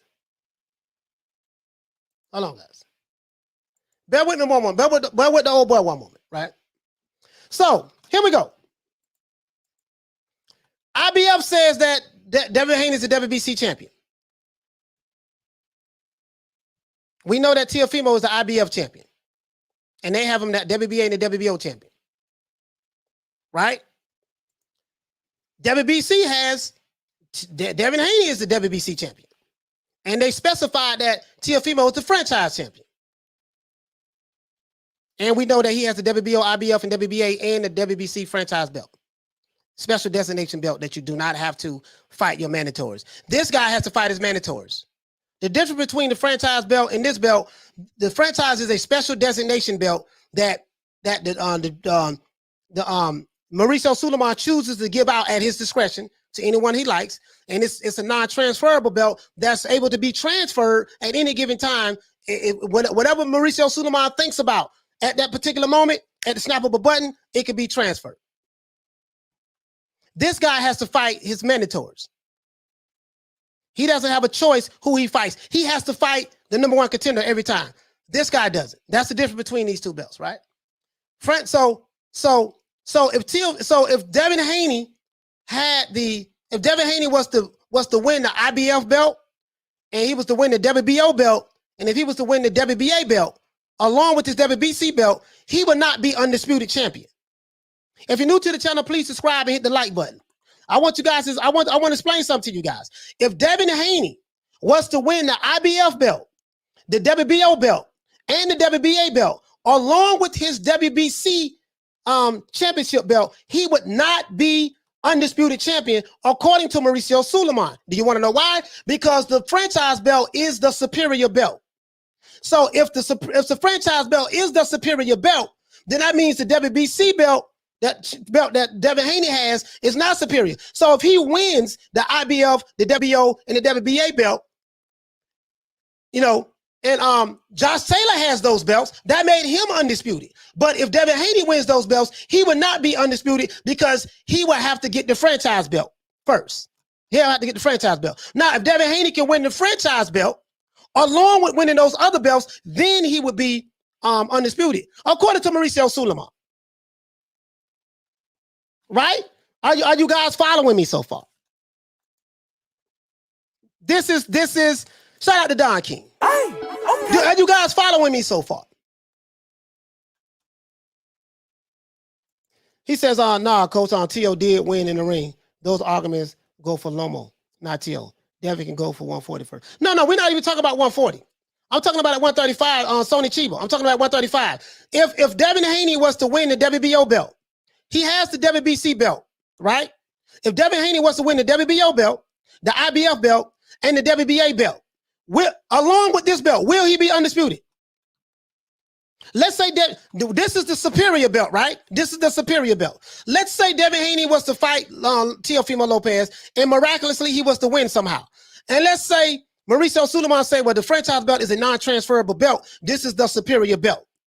We decide that you're not going to be able to transfer. This belt is going to stay with Teofimo Lopez. Does that make Devin Haney undisputed if he win the other three belts? If he don't have the franchise belt? That's what I'm trying to say. He said Mauricio didn't have the balls to tell Tio, you're not undisputed. Do you get what I'm saying, guys? 10 said yes. Yes. Okay. He said everybody on code but Sulaiman. I appreciate the other three sanctioning bodies. I am Dave saying, coach, that means Josh Taylor is not undisputed because he don't have a franchise superior belt. But I don't think they have a franchise belt, I am Dave. I don't think they have a franchise belt, I am Dave, in the junior lightweight division. The super lightweight division. Super welterweight division. Sorry about that. Presidential Luke says, so according to WBC, Taylor won't be undisputed if he moves up with the franchise. Do you get what I'm saying? This is, I'm going to show you, I'm going to break down how crooked these sanctioning bodies is too. I'm going to break down how crooked these sanctioning bodies is. Bear with me one moment, guys. I'm not finished. I have some more stuff. So I just showed you three sanctioning bodies: WBA, IBF, WBC, IBF, WBO. So, as you can see, the WBO says Teofimo is undisputed. Undisputed WBO lightweight championship, Lopez versus fights Kambosos. This article was written September the 14th, 2021. The WBO says that recognizes Teofimo Lopez as being undisputed. The IBF does not recognize Teofimo as being undisputed. The WBC, hey man, we going by what we see on their website. They don't say anything about undisputed here. And they have a big ass picture of Devin Haney right here smiling. But Mauricio Sulaiman says that Teofimo Lopez is undisputed because he has the franchise belt, right? He doesn't have a picture of Teofimo here. Why, I don't know. But he doesn't have it here. He doesn't have it here. You notice on the WBO website, they have it. They specifically have, they say undisputed. They say that Teofimo is undisputed. Specifically on the WBO website. Why they don't have the same thing here on the WBC website? Tommy Hill say, Coach, I get what you're saying. Devin Haney holds the real belt. he beats Teofimo Lopez, then yes, he will be undisputed. Yeah, but Tommy Hill, check this out though. He's only undisputed if he's able to win the WBC belt. Listen, Tommy Hill, I break it down like this. My brother, listen, check this out. Let's say George Kambosos beat Teofimo Lopez. Will he become undisputed champion? That's one question. That's one question. Will he become undisputed champion? The franchise belt is a belt that is a designation belt. If they give that belt out, it's to the discretion of Mauricio Sulaiman. So let's say Mauricio Sulaiman says, you know what? It's to my discretion that this non-transferable belt, which I allowed to be transferable to Teofimo Lopez when he beat Lomachenko, it's to my discretion that this belt will not leave Teofimo Lopez. It's a designation belt. It's non-transferable. Let's say he changes his mind. George Kambosos will have 3 belts.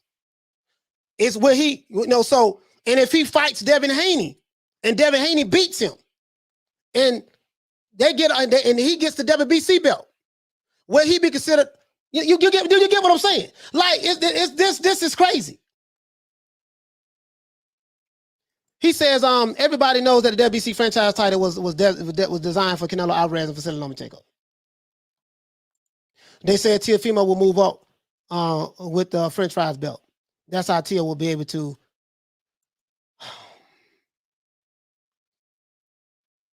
Johnny Blaze said, we all should agree that the WBC dropped the ball on this. No, they didn't drop the ball on this one. They're collecting money. He said, it's like Devin Haney is Ronald McDonald and Teofimo is Ray Kroc, the actual franchise owner of the silver plaque in McDonald's. You get what I'm saying? So now we have the IBF is not recognizing it. The WBO's recognize it. The WBC, they don't have it on their website, right? And the WBO is not recognizing it. So you have 2 sanctioning bodies that's not recognizing it. And then you have the one sanctioning body that created the confusion. They're not even saying it on their website, but the owner of the, and they have it specifically here, franchise champion. And they say right here, Devin Haney is the WBC lightweight champion. He's the lightweight champion. He's the franchise champion. Hey, okay. That's what they say. So now let's keep going. Confusion after confusion. Mauricio Sulaiman. So you can see there's confusion with the sanctioning bodies, right? We see this. We see this. There's confusion with the sanctioning bodies. And then when we go here, I want to show you guys something too. Let me show you guys something. Hold on. I'm going to show you guys something else. Notice here, WBC website. They have the lightweight champion right here, Devin Haney. And then up under them, they have Teofimo franchise champion. And they have Joseph Diaz, intern champion, right? So this is letting you know there are other champions in the division with the WBC in the same weight division. You guys follow me so far? You follow me, right? You follow me. But when I go here, WBC website, and they show Josh Taylor, they show the silver WBC champion is Jose Zepeda of Mexico. And they show that the international champion is O'Hara Davies of Golden Boy. Oh, GB, I don't know that. Great Britain. So these are the other champions they have right here. Jose Zepeda is the silver. And these are other like small belt champions. Same website. Same website. But let's move on. This is the confusion we got right here, right? We're gonna move on from this. Now I kind of feel bad. for Teofimo with the Triller situation, right? Because he was really excited about this fight. And we don't even know what's going to happen with this fight. I think Triller dropped the ball on this, guys. I think Triller dropped the ball on this. Jerome Benjamin, he says, salute Coach Malachi, aka Receipts, Mr. Receipts, and the members of the congregation. Salute to Jerome. Hey, okay. Peter Varnock says, all the controversies because of the WBC. Exactly. This is what it is. I'm going to show you how crooked these organizations are. You see what I'm saying?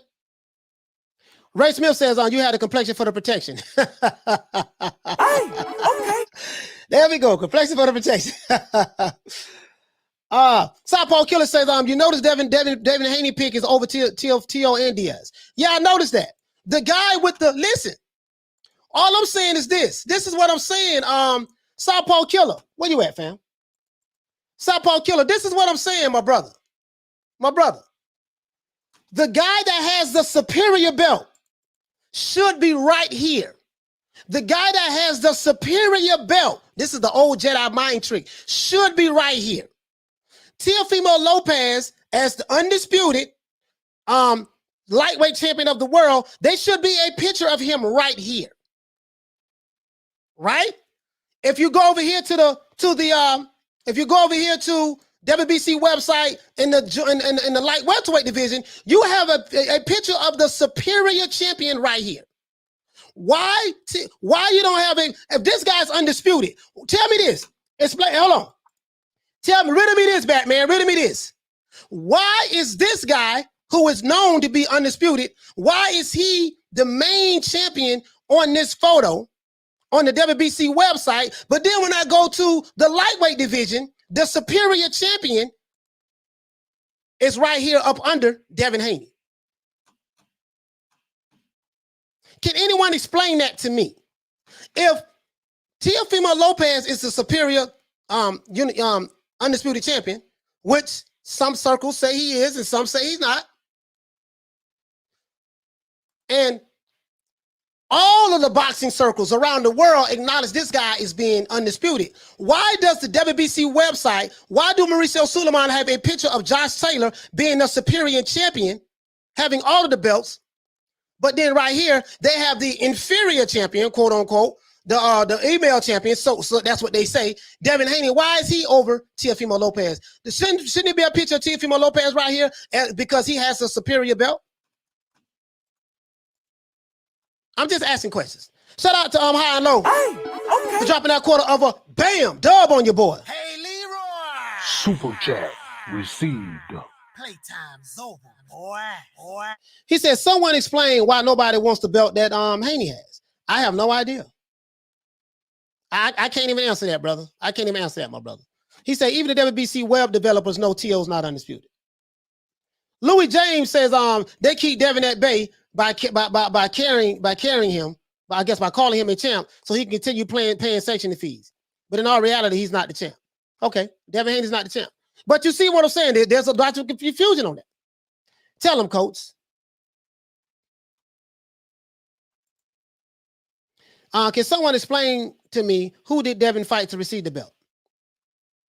The belt got dropped by Teofimo Lomachenko. Who did Devin Haney fight? I'm finna tell you right now. Hold on. As a matter of fact, he was the intern champion. So the way it works, Alex, is this: the intern champion, when the regular champion refuses to fight you, or he drops the belt or moves up to another weight division, then the intern champion is automatically elevated to champion status. That's how it works in boxing. So because Lomachenko, who had the WBC championship belt, refused to fight Devin Haney and he dropped the belt for whatever reason, right?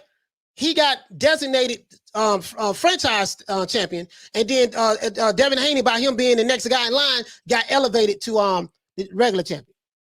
So my question is, Alex, can you explain to me, my brother, why why Mauricio Suleiman does not have a picture of Teofimo Lopez right here, like he has a picture of Josh Taylor right here, if he is the superior champion? That's the question that I have. That's the question that I have. Louis James said Devin Haney's belt is equivalent to Tank at 140. When we all know Tank ain't really a champion at 140. Now, a lot of people saying that Tank is a champion at 140, Louis. Some people are saying that, since Josh Taylor is the real champ at 140 with all of the belts. But Josh Taylor doesn't have a franchise belt. So how can Josh Taylor be a champion at 140 when he doesn't, undisputed, when he doesn't have a franchise belt? If the franchise is the superior belt. But I guess maybe they didn't create a franchise belt in the junior lightweight division. Shout out to High and Low. For dropping that $2 bam super chat on your boy. Hey, Leroy. Super chat received. Playtime's over, boy. He says simply, the Haney belt carries no weight. If it carries no weight, why is he here? Do you get what I'm saying? If it carries no weight, why is he here? Why he's not here like Josh Taylor? Why is Why is the IBF not recognizing it? Why is the IBF recognizing Devin Haney if the belt he has no weight? And why is the WBO saying that Teofimo is undisputed, but the WBC is not saying that Teofimo is undisputed? I'm saying on their website. And why is the IBF not recognizing? They're recognizing Devin Haney as the WBC champ, and why is the WBA not saying that Teofimo Lopez has the WBA, the IBF, and the WBO, and they're not recognizing the franchise belt? Do you get what I'm saying? If Devin Haney belt carried no weight, right? Can you explain that to me? I'm just trying to get some answers.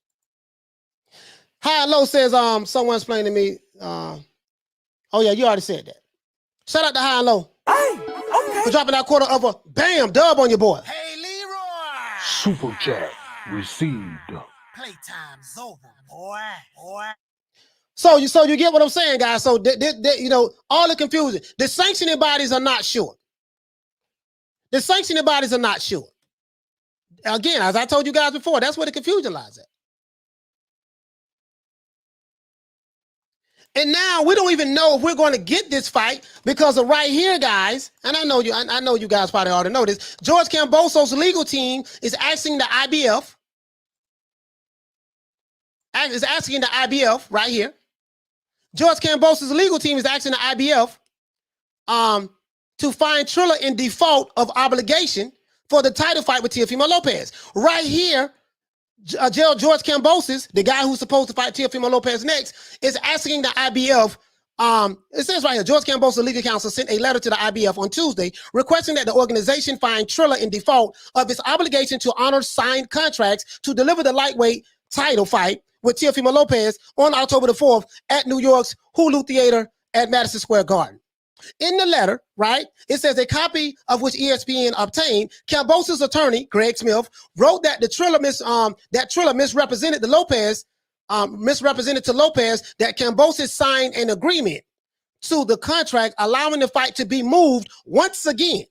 And that unlike Lopez signed amendment, the contract offered to Kambosos doesn't specify Barclays Center in the Brooklyn venue. So now he's trying to get legal counsel to get all this rectified.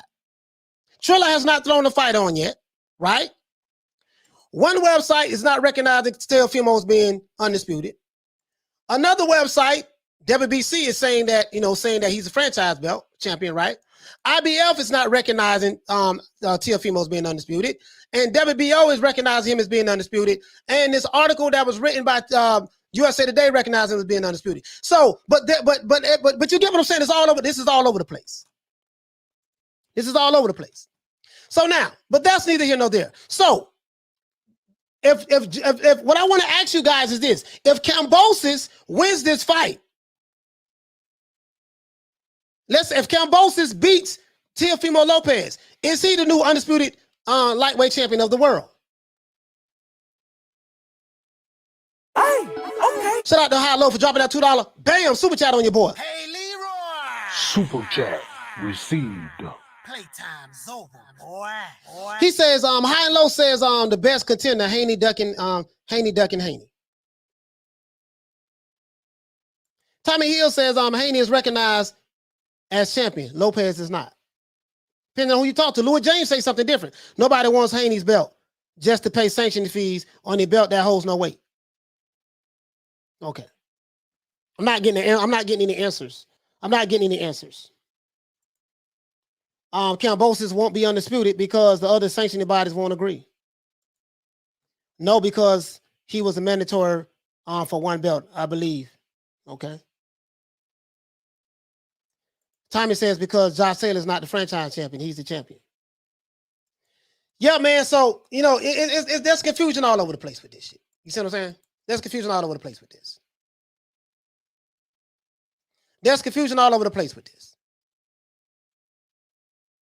I know, just to be fair, right? But I'm gonna break this down like a 57 Chevy. Shout out to the Queen Lisa Bells for sending me this article. I want to show you guys something about these sanctioning bodies. This is the article that was written years ago, right? Back in 2006. You say, hey, coach, what does 2006, an article that was written back in 2006 about the IBF has to do with 2021? Everything. I'm finna go show you guys something. Hector Garcia says, coach, does Devin Haney hold more weight than Josh Taylor? No. Two different weight divisions. No, not from a accomplishment standpoint. I don't know if he hold more weight than Devin Haney from a political standpoint as it relates to the politics of the sport of boxing, but from a belt standpoint, two different weight divisions, nah. He don't hold no weight. Shout out to Joe B for dropping that quarter of a bam dub on your boy. Hey, Leroy. Super chat received. Playtime's over, boy. He said, just got here, coach. There are too many dang belts, and it's confusing. Yes, it is. Wendell Jackson says on BoxRec, it says that Teofimo versus Loma was for the WBO, and IBF. See, this is what I'm saying. Presidential Luke says so basically the regular WBC belt holds no weight. Now, I think Devin has the super. He says, so basically, I think it's a super. I'm not sure. He says, so basically, the regular WBC belt holds no weight if the franchise is held in that division. Yeah, pretty much. I guess that's what it's saying. But let me show you guys something. Shout out to High Low for dropping that $2. Bam, super chat on your boy. Hey, Leroy. Super chat received. Playtime's over, boy. He said, respect for Haney. It's not his fault. It's not Haney's fault. It's not Teofimo Lopez's fault. It's neither one of those guys' fault. The fault lies on Mauricio Sulaiman. So let me explain something to you guys. It said IBF founder acquitted of robbery. This guy was the president and the owner of the IBF sanction. IBF right here. This guy right here. He got found acquitted, right? In 2006. He said, what that got to do with everything? I'm finna tell you right now. He said the man who founded the IBF as alternative to boxing sanctioning bodies, there's a lot of typos in this, so bear with me. As a alternative to boxing sanctioning bodies, he considered corrupt. He was considered corrupt. Was acquitted today on charges. He took bribes from promoters and managers to give good rankings to their boxers. Let me repeat this again. The founder of the IBF 15 years ago was acquitted of accepting bribes from promoters and managers to give good rankings to sanctioning bodies, to give good rankings to the promoters' fighters. A federal grand jury deliberated 15 days before finding out that Robert W., don't know how to pronounce his last name, acquitted him on all 6 of the 33 felony charges he faced, including racketeering. Where am I going at with this? And what does this have to do with 2021 with the sport of boxing today? Everything. Let's get to the meat and potatoes of this. It says promoters said payouts were routine. Promoters pay off sanctioning bodies. Guys, in order to get their fighters moved up in the rankings. Sanctioning bodies are very crooked in the sport of boxing. Sanctioning bodies and promoters go hand in hand. Sanctioning bodies also create all different types of belts and tell fighters and reporters anything that they want to hear in order to push their narrative, in order to get sanctioned, in order to get money from these fighters. This is what's going on. He's not the only guy. The WBC, Mauricio Sulaiman, he's probably corrupt as well. The IBF, the WBO, all of them are corrupt. I have no physical proof of this, but we know what goes on in the sport of boxing. Don King, my man, was a master at it. Okay. So here it goes. It said the 4-month trial featured damaging testimony from some of the biggest promoters in the sport. Promoters testified against this guy because the feds came in, including Bob Arum. Bob Arum testified against this guy. Bob Arum is the promoter of Teofimo Lopez. Bob Arum testified against this guy, and Cedric Kushner, who contended that routine payoffs were the price of doing business with the IBF. So Bob Arum told the federal government in court that routine payoffs were routine, that payouts were routine. Routine payoffs were the price to pay of doing business with the IBF. Guess what? Routine payoffs are routine are the price to pay with the WBC, routine payouts are the price to pay with the WBO and the IBF and the WBA. Oh, it didn't stop. Oh, it just didn't disappear. Don King say Bob Arum is a snitch. Okay. Graham Taylor say all these stink. All these belts stink. It's like Everton, Liverpool, man. Yeah, United. Yeah. Ralphie says, shout out to Ralphie. Okay. Please subscribe to Ralphie's YouTube channel. Please subscribe to his YouTube channel. Raphael Dawkins Combat Radio. He said WBC still doing it at their convention every year. This is what's going on. Bob Arum let it be known. He say, listen. He say, man, routine payouts was the price of doing business with the IBF. Do you think that Mauricio Sulaiman is any different? No. Do you think that he's any different when he just created a belt out of thin air, the franchise belt, and say, look here, baby boy, you're going to be undisputed, even though we're not going to put that on our website, but we're going to have Devin Haney, the guy who has a inferior belt to you, he's going to be the face on our website when they click and see who the champion is.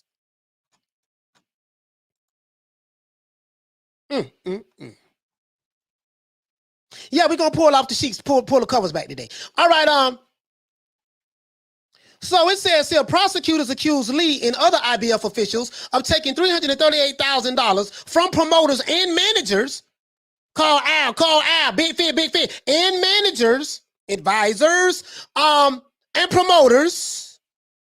This is what the prosecutor said. Prosecutors accuse Lee and other IBF officials of taking bribes of $338,000 from promoters and managers virtually since the IBF's inception back in 1983 in exchange for favors and rigged rankings.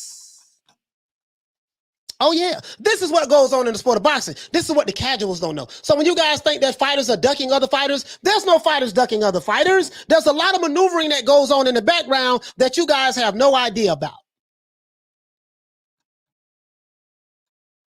You have no idea about. Bruce Goes, what's up, baby? He said WBA and WBC presidents are passed down from father to son. And we follow that. Yeah. Tommy Hill said Devin Haney is being dogged about his belt because he never fought for it. That's not his fault. Teofimo Lopez is being praised because he fought for Vasyl Lomachenko. Southpaw Killer says, yep, Errol ain't fought a Mando in years. Yeah. Every fighter's supposed to fight a Mando. Yeah, he ain't fought a Mando with the IBF. He hasn't. The WBA got 100 belts out there. We all know about the WBC with the fake belts and the PED. Yeah, all of this stinks, guys. All of this stinks. I agree. Ducking is a word used around a lot. It's used by casuals. Ducking is used by casuals and fanboys of a particular fighter to push a certain narrative. I Am Dave say if Bob testifies against anyone, that means he's not getting what he wants from them. Bob cares about Bob alone. But I'm trying to show you guys something. This shows that these sanctioned bodies. No, you saying, well, that's just the IBF, coach. That's just the IBF. The WBC is an honest organization, and the WBA is honest, and the WBO is honest. Oh man, you don't know what you're talking about. That's just the one. That's just the one. How naive of you if you believe that. How naive of you if you believe that. But I'm not here to convince you of this, right? It says the FBI confronted Lee after the third videotape meeting. Check this out, guys. Check this out. Prosecutors accused Lee and other IBF officials of taking bribes from promoters and managers virtually since the inception of the IBF in 1983. As one of the boxing world's three major sanctioning bodies. At the time, it was the IBF, the WBC, and the WBA. At the time, the WBO came about in 1988. Its rankings and decisions play a large role in purses earned by boxers, of which managers and promoters get a cut. So what does that mean? That means that a promoter or an advisor, call out, Bob Arum, Eddie Hearn, Duva, Frank Warren. What they do is they pay these sanctioning bodies bribes in order to maneuver to have their fighters put in certain positions. This is why someone like a Dillian White, he can be the mandatory, the next guy to fight for the WBC strap, but he hasn't fought for the belt yet. because there are some money that's being paid to the WBC in order to maneuver around Dillian White. This is what's going on. When you are the champion, you have to fight your mandatory like Ali did and other people did. But when Wilder had the belt, he didn't have to fight his mandatory. He didn't have to fight Dillian White. Fury doesn't have to fight his mandatory, right? We'll see what happens after this fight. This is why Dillian White can be the interim champion for years and not get a crack at the WBC belt, because this is what goes on. Hey, okay. Shout out to High Low for dropping that $2. Bam, super chat on your boy. Hey, Leroy. Super chat received. Playtime's over, boy. He says the dark business of boxing complicated. Yes, it is. Zadis says that with all this going on, how can anyone be mad at boxing? Fans talking about conspiracies. They clearly conspiring behind the scenes. Listen, this is the thing, Zadis. This is not even a conspiracy. This is a fact. A conspiracy is one thing, you believe what's going on, right? But this is a fact. Well, this is tangible evidence. This is what's going on. You feel me? Louis James says Teofimo beat Lomachenko and he swore everyone owed him and needed to cater to him after that win. I'm a Teo fan, and I think that's where he messed up. Should have just kept it simple and then moved around. But you get what I'm saying, though. This is a fact. This is what's going on. He said, Coach, why is the World Boxing Organization handled as family business? It sucks that organizations is passed on as inheritance. Julio Guzman says facts, Coach. You get what I'm saying, guys. Ronald Finkley says, dumbing real boxing fans down every day, WBC. You're not going to get this on any other channel but here. No other channel is going to break it down like me but here.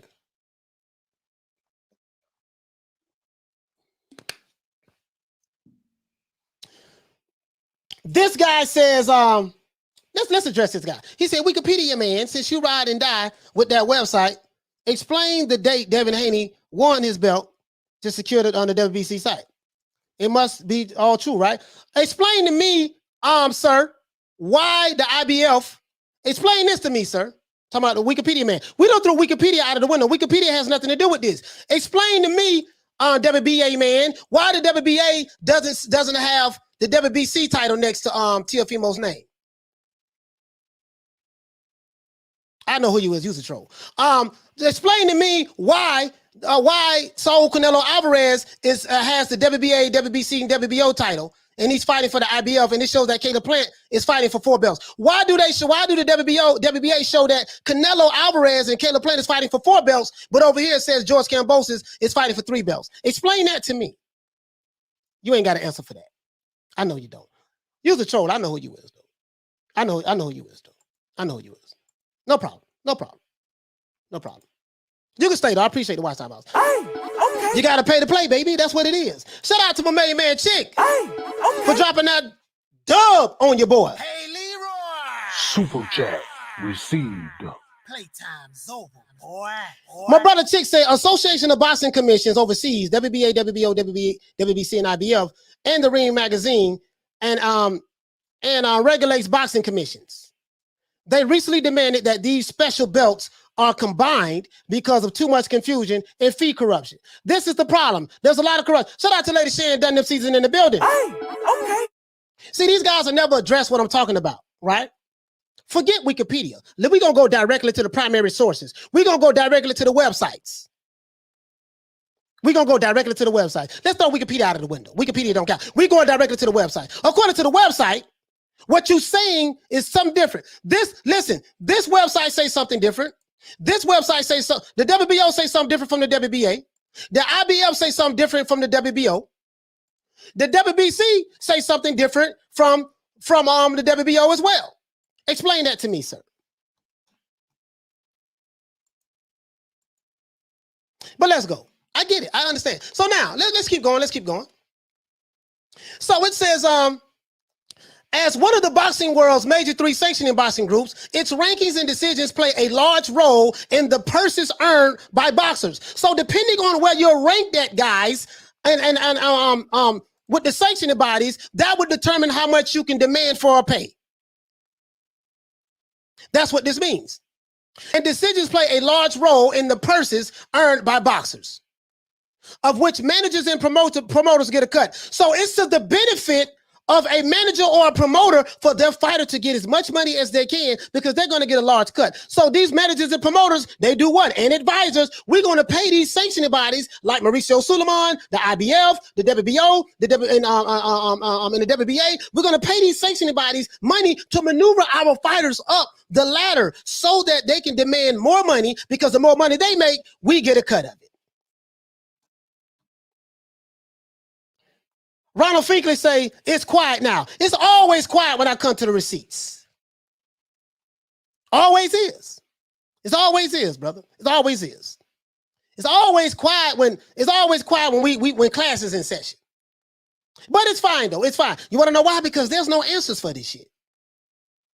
Tommy Hill says, sounds like extortion to me. And I believe you're right, because it's funny how Deontay Wilder was protected the whole time when he had the WBC championship.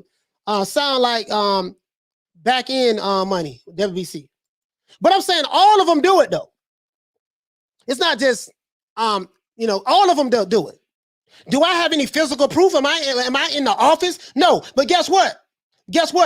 We do know that the IBF got brought up on charges by the federal government in 2006. And we know that Bob Arum testified, him being a promoter for years, and he testified to the federal prosecutors that payoffs is a part of doing business. It says right here, check this out. It said a 4-month trial featured damaging testimony for some of the biggest promoters in the sport of boxing, including Bob Arum and Cedric Kushner, who contended that routine payoffs were the price of doing business with the IBF, with the WBC, with the WBO, I'm adding that, and with the WBA. This is how it goes in the sport of boxing, guys. It's a boxing's most powerful promoter, Don King, did not appear. Don King went coming to court and testifying against nobody. Don King said, I ain't snitching on nobody, dog. I ain't snitching, baby. Only in America, baby. I am not snitching. I am not a snitch. Bob Arum say, I'm snitching. Bob Arum say, I'm going to the court and I'm going to snitch. They tried to get Don King to come on the court, to come to court and testify. It said, but the boxing's most powerful promoter at that time was Don King. Hey, okay. Don King did not appear. To this day. He did not appear in court. True. Don King is a real G. Don King say, nah, baby, I ain't doing no snitching, baby. You know, you see what you want me to do. See, you want me to come to court and testify against my fellow man. You see what I'm saying? But I'm not going to do that, baby, because only in America, the land of the free, the land of sweet liberty, home of the brave. You see what I'm saying? You know, home of the brave, baby. Well, I fight for my fellow man and not, I fight for the masses and not the classes. You see what I'm saying? No, Don King ain't coming to court snitching. Right? Don King did not appear, but prosecutors called him an unindicted co-conspirator. They called Don King an unindicted co-conspirator, meaning that he was one of the guys who was paying money to have his fighters maneuvered around the ranks in order to get certain fights done. This is what goes on. Maintaining he was a prime beneficiary of Lee's manipulation. So the federal government came at Don King in an indirect way, saying that Don King was a beneficiary. And what was going on with the IBF? He say Lee did 22 months in the feds and paid $25K. They all just as crooked. Exactly. And including Mauricio Sulaiman. So when you tell me Mauricio Sulaiman confirmed and verified who the champion really is, boy, hush. Believing Mauricio Sulaiman is like believing Wikipedia then. Since you guys say that Wikipedia is not a valid source, okay, cool. So believing Mauricio Sulaiman is like believing Wikipedia. This man is crooked as a $3 bill, but you believe him though. When does that say Don King was a crook, but he got fights made? Yes, he was. So don't throw the Mauricio Sulaiman card at me, because Mauricio Sulaiman, he ain't what's happening. You killing me, coach. Don King impressions. Eddie says, bro, that jacket is fire. Swagged out today. Yes, sir, man. You see the link right here going down at the bottom right here. You see the monitor going by. We say live from Miami. I got new media today, USA Boxing.store. That's where you can go get the merchandise at. If you're new to the channel, please subscribe, hit the like button. I asked the guy said he asked a specific question. I asked a specific question, and you have not answered it.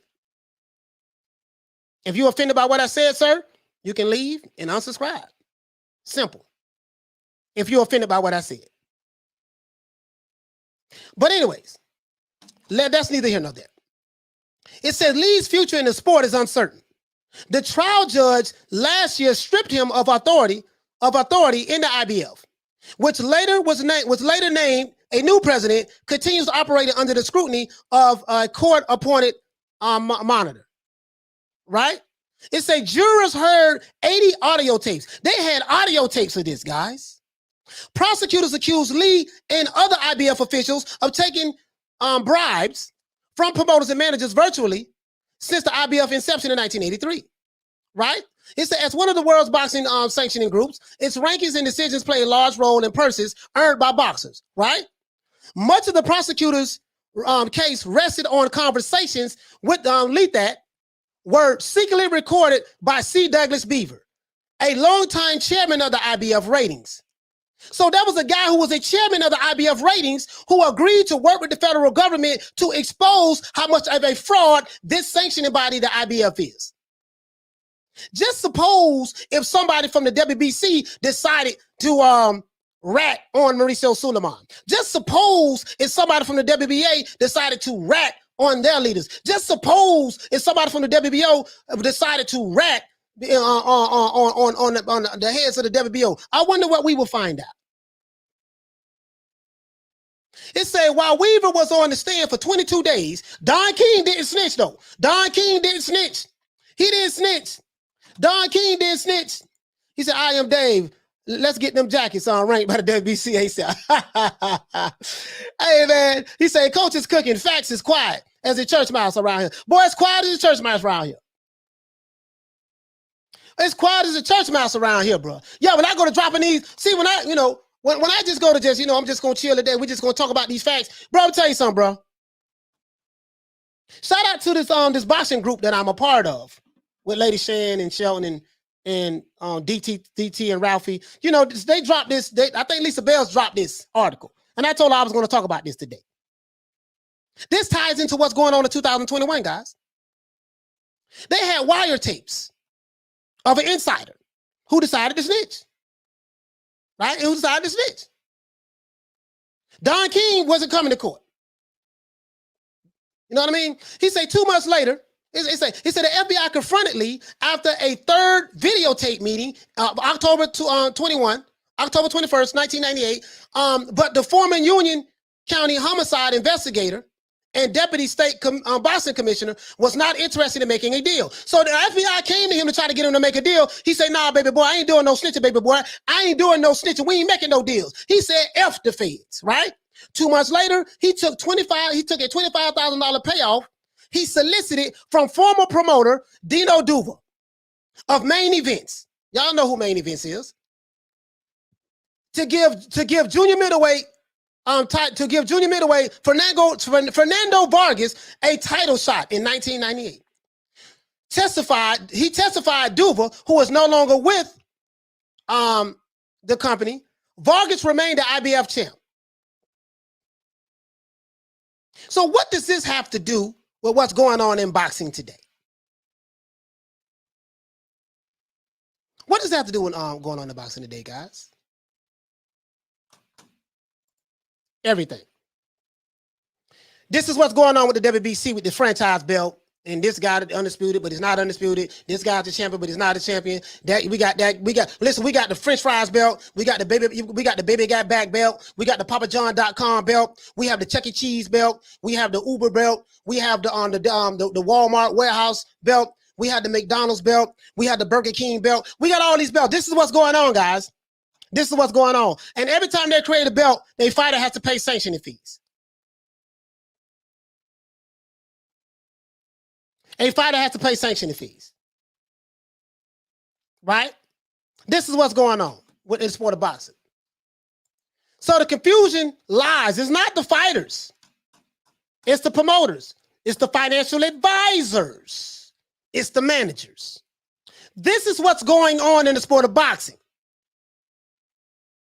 This is why you don't get the fights that you want to see. This is why you have all of this confusion about who's who and what's what. This is what it is, guys. This is what it is. You have no idea. He say only if fight fans knew about the backers and the sponsors to these governing bodies make you sick. They have no idea because there's a lot of you know, casuals and fanboys in boxing right now. They don't know no better. They just started watching like boxing like 5 years ago. They don't know no better. They don't. God bless they poor heart. They don't know no better. Bless them. They don't know no better. They don't know no better. So let's move on to Tyson Fury, guys. Tyson Fury, Deontay Wilder have a fight coming up next week. Lady Shan was on this press call. She has her press credentials now. Shout out to War Week Radio. Shout out to Joe. Making that happen. Tyson Fury did the press conference. You know, I ended the show yesterday to watch the press conference. He looked very big. He looked massive. He looked massive. He's talking like he normally talks, right? He's talking like he normally talks. But let me tell you something that I learned about Tyson Fury. He's talking like he normally talks. We're going to move on. I think I kind of broke down what's going on with the IBF and the sanctioning bodies. These sanctioning bodies are crook. Mauricio Sulaiman included. If you believe anything Mauricio Sulaiman says, I got a bridge, I'll sell you. I got a bridge I can sell you. I'll sell you the Brooklyn Bridge for $25. This guy's as crooked as they come. Real Talk said, this is why fighters fight only one time a year.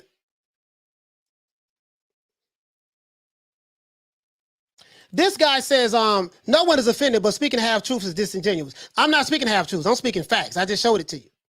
Intentional or it's not irresponsible. Read my handle. You're wrong, so I read your handle. You're wrong. We just agree to disagree. That's it. Eddie says, imagine working your life for a shot at the title and never getting it because promoters of other fighters gave bribes to get their fighters ahead.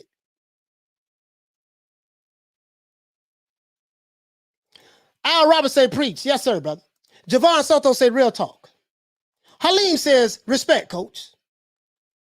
Akon says, Fury put it on the mask on the KO Wilder early.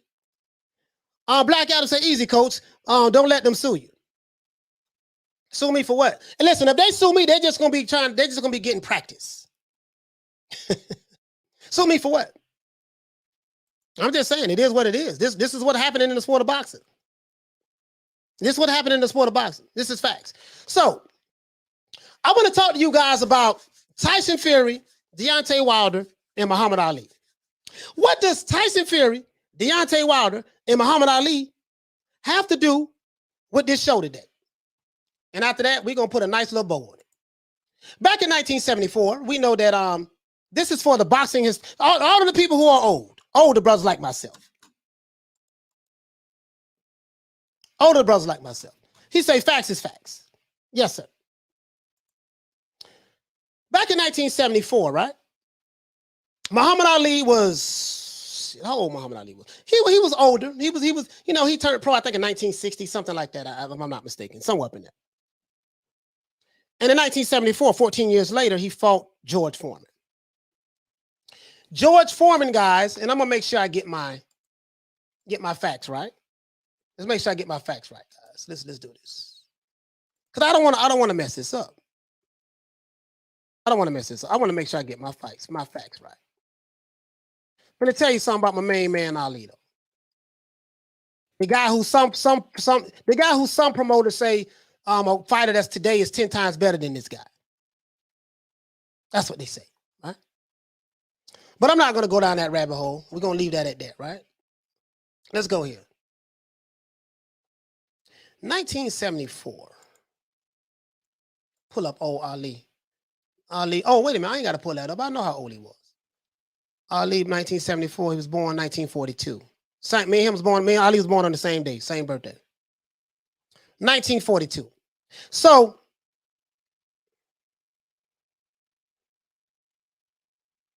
so 1942, he was 32 years old, I think.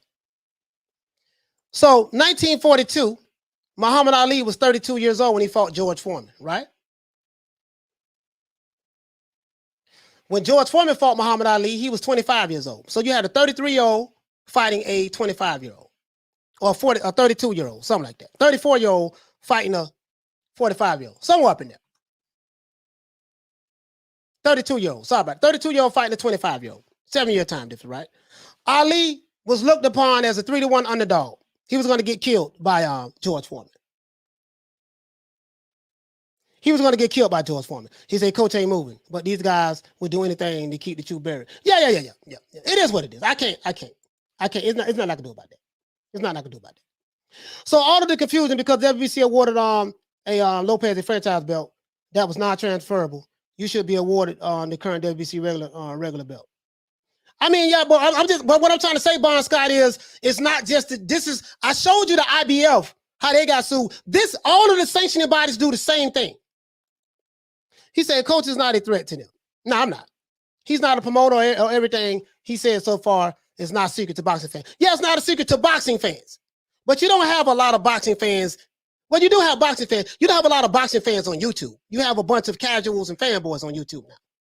The boxing fans who know, they are like, the boxing fans who know, they know. But you're right about that, I am Dave. I ain't a threat to nobody. Trust me, I'm not. I am nobody. I am nobody. But the confusion comes with these sanctioning bodies. But what does Ali have to do with this? So back in 1974, right, Ali was going to fight George Foreman. He fought George Foreman. He beat George Foreman. Ali, everybody in his team was terrified of George Foreman.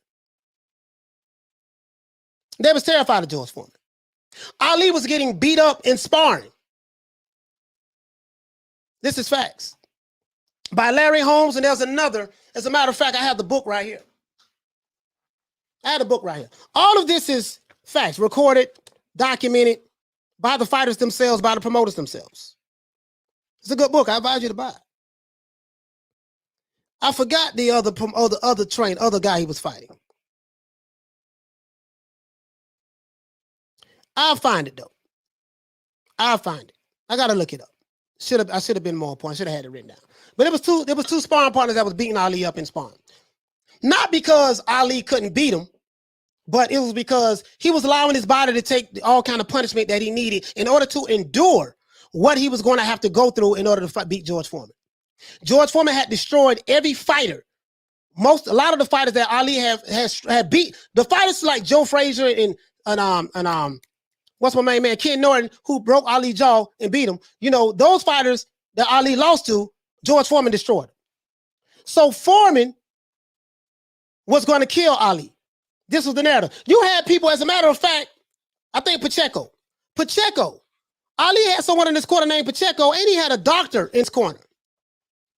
He had a guy in his corner named, Pacheco. Ferdy Pacheco. And he had a doctor in his corner, somebody, right? They was like, man, this dude going to get killed, man. Nobody in Ali's camp thought that he was going to beat George Foreman. Might have been one, maybe Boudini Brown or whatever the case may be. But this is how serious it was. George Foreman had this invincibility aura. What does that have to do with 2021?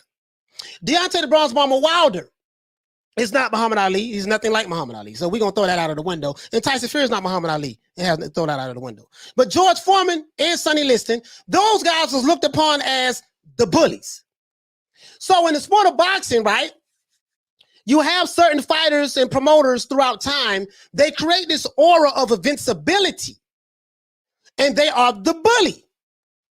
And people are generally afraid and terrified of them before they step in the ring. Now, of course, today in American heavyweight boxing, you don't have the caliber of fighters in the heavyweight division that Ali and them fought in their time. Pretty much in America, you got a bunch of D-class fighters in America. You got a bunch of D-class heavyweights in America, D-class and C-class. And this is no disrespect to any heavyweight fighter in America right now. This is no disrespect to you guys, but there's a lot of D-class and C-class fighters. There's levels to this, right? So Wilder was looked upon the baddest man on the planet, the hardest hitting man on the planet Earth. George Foreman was looked upon as the baddest man on the planet, the hardest hitting man on the planet Earth. He was the bully. George Foreman was trained by former middleweight champion, light heavyweight champion, and he moved up to heavyweight as well, Archie Moore. Archie Moore was one of the greatest fighters of all time. He was George Foreman's trainer. Look him up. Archie Moore was George Foreman's trainer. Archie Moore wasn't George Foreman's trainer. He said George wasn't setting grills back then. He was an Olympic champion on Christian, and white America was behind him because Ali was Muslim and deemed him deemed by the white America as a disgrace. Okay. All right, but anyway, I'm gonna tell you a little something that you didn't know. Ali was in the locker room, right? Ali was playing psychological warfare. Ali was talking a whole lot of trash about George Foreman. Ali peeped that George Foreman was mentally weak. Ali peeped this. No one sold the sport of boxing the way Muhammad Ali did. He peeped that George Foreman was mentally weak. He peeped that George Foreman had some kinks in his armor. He was knocking people out early. He said, man, if I get him go to the later rounds, I can get him tired. I noticed that George Foreman is weak mentally. George Foreman, who knows who Customato is? Customato trained the Mongoose, yeah, the Mongoose. Customato trained Floyd Patterson. Customato was the famous trainer who discovered Mike Tyson. What you guys didn't know that Muhammad Ali gave Customato a phone call. They've been good friends for a long time. He gave Customato a phone call. He said, what piece of advice that you can give me going into the ring fighting George Foreman? Nobody's giving me a chance. Angelo Dundee and everybody saying you need to dance on your feet. Dance on your feet, Muhammad. Dance. Dance around the ring on Frazier. On George Foreman. Dance around the ring, baby. That's how you're gonna beat him. Dance. Don't do none of the other stuff. Ali did the total opposite. Where am I going at with this? What do I got to do with today? George Foreman was feared before he stepped into the ring. People was terrified. George Foreman, terrified. He didn't have the gift of gab, but he terrified people because he had a sense of invincibility. Promoters and matchmakers, when they matchmake and promote fights, you know, when they building a fighter up, some fighters are very talented and they would destroy anyone. And some fighters, they matchmake them very well. Now, George Foreman, he destroyed everybody before he got to Ali. But Ali saw something in George Foreman. He said, this dude is weak mentally. He can be broken. Foreman said before the fight, when they was in the locker room, they had somebody, I think Ali's doctor, fight doctor, he went in there and watched George Foreman get his hands wrapped, and he said, I'm going to kill him. Everybody knew that Foreman was going to kill Ali. Everybody knew that Wilder was going to kill Tyson Fury. The first and second fight. I know I did. I didn't give Tyson Fury a chance. Right? He said, I'm going to kill him. Wilder said, I'm going to knock him out. It reminded me of Sonny Liston. You know, I'm saying Wilder's mentality. The bully mentality reminded me of Sonny Liston. It reminded me of George Foreman. A bully, guys. Let's look at what a bully is. Let's go here. The bully. You know, a bully is, it's someone that's pretty much cruel and insulting, threatening to others. I've been bullied before. I think everybody probably been bullied before. When I was a little kid in middle school. No, I was a little kid in elementary school. No, middle school. Well, junior high school. 1987. I had a guy pull a gun on me in the mall. But that's neither here nor there. He's dead and gone now. But I had a guy put a gun on me in the mall. So I know what it's like to be bullied. But defense, when you're bullying someone, you're using intimidation tactics. And in boxing, sometimes you have fighters who talk a lot. Whether it was Ali or whether it was a Foreman or whoever, you have fighters who talk a lot and they have this aura of invincibility about them. But Ali saw something in George Foreman's armor. He said, I can beat this guy. He said, I'm gonna stop him. So he called Customato, and Customato, he said, give me some advice. One thing I can take in this fight that I can beat Foreman with. Guess what Customato told him? He said, you hit Foreman, you hurt him with your first shot. Make sure the first punch that you throw hurts George Foreman. Let him feel you. Let him know that it's going to be a long night for him.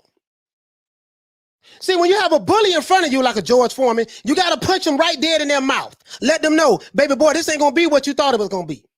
Them other dudes you ran through before me, I don't know about them, but with me, it's going to be a different day today, baby boy. I'm going to beat your ass. I'm not afraid of you. I'm not scared of you. You do not intimidate me. George Foreman was the intimidator. Right? So the first thing that Ali did when the bell rung, about a minute went by, he caught George Foreman with a lead right hand. Bam! This is facts. Everything is documented in this book. This was the interviews by Muhammad Ali. I'm reading this book again. These were interviews by Muhammad Ali, Angelo Dundee, George Foreman, Archie Moore. This is documented. Boudini Brown, everything is in here. All the receipts is in this book. This is first-hand information. This ain't Wikipedia. This is people who was there. This is George Foreman talking. This is, Customato and all those boys talking in this book. He punched him right in his mouth. Bam. He told the media, yeah, I'm gonna dance around the ring. I'm gonna do this. I'm gonna do that. Float, float like a butterfly, sting like a bee. Your hands can't hit, but your eyes can't see. He said all of that. Foreman was enraged. He was infuriated. He came out like a raging bull. Guess what? Bam! That straight right hand caught his ass. Lead right. He hurt Foreman with the first punch. After that, Ali knew, I got this sapsucker. Ali was getting off. He was circling Foreman, just circling him. And then he got off on him in the first round. And then the second and third round, Ali started leaning on the ropes. He came up with the, they call it the rope-a-dope. But guess what? Ali did not invent the rope-a-dope. He called it the rope-a-dope. He is the one that invented it and gave it the name. But Ali said he got the rope-a-dope style from Archie Moore. He said he learned the rope-a-dope style from Archie Moore, who was George Foreman's trainer. He learned the rope-a-dope style from Archie Moore. This is what he said in this book. He saw how Archie Moore used to fight sometime on the rope, right? And he said he learned that. And he the one coined it the rope-a-dope style. So when Ali was on the ropes, Angelo Dundee, Boudini Brown, his doctor, what are you doing, Ali? What are you doing? Get off the ropes. He's murdering you. He's killing you. Ali was not letting Foreman hit him in the face. He was letting him hit him in the body. Remember I told you guys. I said that Ali was getting beat up in sparring. Remember I told you that? He was getting dropped with body shots in sparring. Larry Holmes was dropping him, and there was another fighter by the last name of Williams. I forgot his name. I forgot his last name. His last name was Williams. I got it in this book. He dropped Muhammad Ali as well. Ali said that he was allowing his body. And guess what? When the media came around, they saw Ali getting beat in sparring. So they went back, told George Foreman, man, Ali gonna get killed. His team like, man, what you doing? Ali told Angelo Dundee. Angelo Dundee told Ali when he came back to the corner, right? Angelo Dundee told Ali. He said, man, what are you doing, man? What you get off the ropes? You're supposed to be dancing. Muhammad Ali told his corner, shut up. I know what I'm doing. R.I.P. to the greatest man of all goddamn time who ever put on a pair of gloves. Any nigga talking about, no, it wasn't Cleveland Williams, my brother. It wasn't Cleveland Williams. I'm finna tell you who it was. It wasn't Cleveland Williams, I don't think. Let me tell you who it was, fam. It wasn't Cleveland Williams. Hold on. It wasn't Cleveland Williams. I got it underlined right here. Finna tell you who it was. It wasn't Cleveland Williams. No, Ali said that he got his style from watching a wrestler by the name of Gorgeous George, right? Gorgeous George is where Ali got his style from as it relates to promoting fights. That's where he got that from, right? Let me tell you who it was. I'm finna tell you who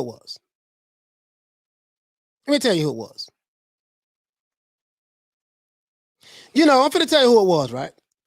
Customato said that he says that so basically what it says right here, it says that Foreman was a psychological bully. He psyched him out before he even got in the ring, right? So Customato, so here you go right here. It said Customato told Ali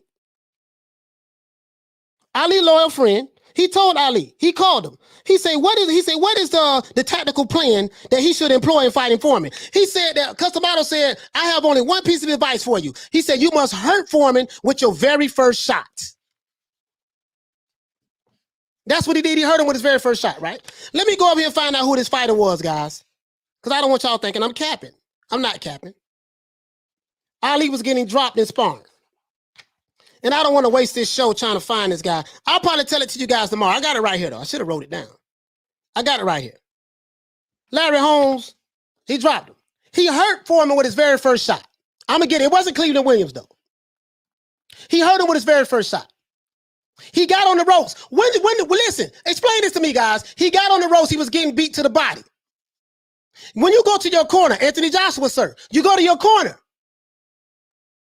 And your corner is telling you, oh man, you know, you're doing great, whatever the case may be. But you know you're getting your ass whooped and you had the game plan, right? Roy Williams. That was his name, Roy Williams. That's what his name, Roy Williams. It was Roy Williams. You're right about that, Uncle Phil. Hey, okay. It was Roy Williams. That's who it was. Facts. We trying to box Usyk. What are you doing? We got to box him. We got to keep boxing him. At that time, Ali told Angelo Dundee, shut up. I know what I'm doing. Shout out to my co-host, Shelton Moore. Hey, okay. Shout out to the Queen Lisa Bells. He said, shut up. I know what I'm doing. The boxer is telling the trainer, no, you shut up. I know what I'm doing. Ali had a strategy. I'm going to get this dude tired. The reason why I was allowing my body to get beat up in sparring because I was conditioning my body to endure the pain and the punishment that I am going to have to go through in order to beat George Foreman. Because he knew in order to get some ass, he got to bring some ass. So Ali knew in order to get some ass, I got to bring some ass. And this dude, George Foreman, is a bully. So I got some for his ass. So the late custom model, the great custom model, he said that you must hurt George Foreman with your very first shot. When he hit George Foreman square right in his goddamn, right between the eyes, George Foreman knew, goddamn it, I'm in for a long night. Ali got on the ropes. He learned the rope-a-dope style from the same guy who was training George Foreman, which was Archie Moore. I bet you guys didn't know that. I bet you guys didn't know that. He learned the rope-a-dope style from Archie Moore. How do I know? This is what Ali said from his lips to the recorder's recording, and it's been documented. He learned the rope-a-dope style from Archie Moore. And I can show it to you in black and white. Nobody in Ali's corner thought he was going to win. Ali told Angelo Dundee and everybody, he going to dance around the ring. I'm going to dance around the ring and put fancy footwork and hand speed on him. But Ali was an older fighter.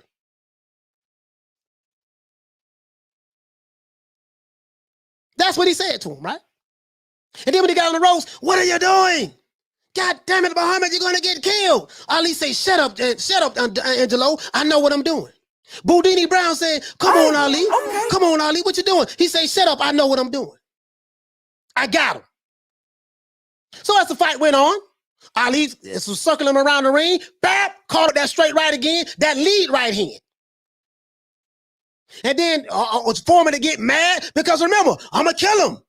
I'm going to kill him. He was saying that before the fight. He was so angry. He was so mad. He had this level of invincibility in the sport of boxing. George Foreman was that monster. Deontay Wilder was created by Shelly Finkel and JD's to be the monster of the heavyweight division. I'm not going to lose to no 700-pound cokehead named Tyson Fury. I'm the bronze bomber. I'm going to knock his ass out. I am the bully of the division. I'm the baddest man on the planet. I am the hardest hitting heavyweight in the history of the heavyweight division. Sounds familiar, huh? Sonny listening? George Foreman. Ali say, I got something for you, baby boy. Ali played all kind of psychological. He knew that he was mentally weak. George Foreman was physically strong, but he was mentally weak, and he was susceptible to psychological warfare tactics. That's what Ali did to him. Literally talked him out of his game. Hey, okay. Literally talked him out of his game. Told him one thing. Ali was so smart. When George Foreman, cornerman, came over there to watch Ali get his hands wrapped, he said, I want you to go back and tell Foreman that I'm gonna be dancing around the ring, fancy footwork. I'm gonna be throwing hands, lightning speed. He ain't gonna be able to hit. He can't hit what he can't see. Tell him that. The trainer went over there and told Foreman that. So everybody thought that Ali was going to be dancing, right? He danced a little bit, then he went on the ropes and let him get tired. Guess what he did? After he got tired, he realized, I got him. He hit Foreman with a 7-punch combination. He hit him as hard as he could. Bap.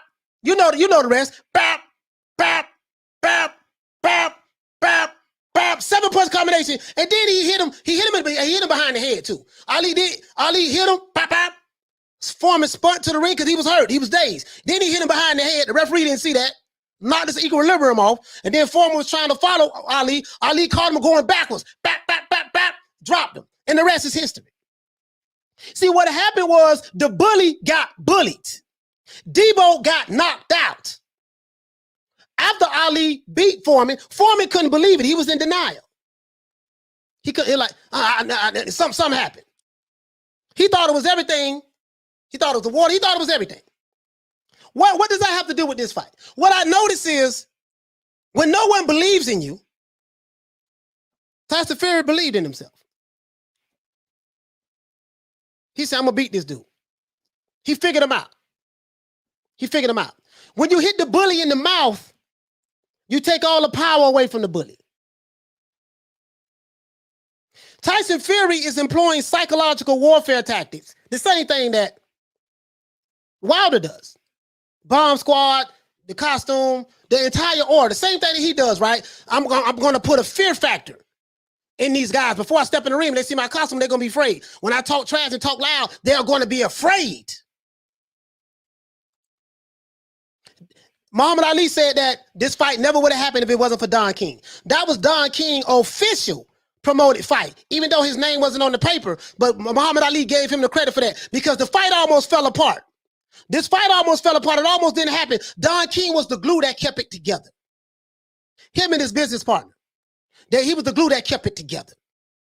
You guys have no idea so many receipts that's in this book that talks about how this fight almost didn't happen and what goes on in the sport of boxing from a corrupt standpoint. So when I talk, I know what I'm talking about because I have primary information. I have documentation from courts that's in this book.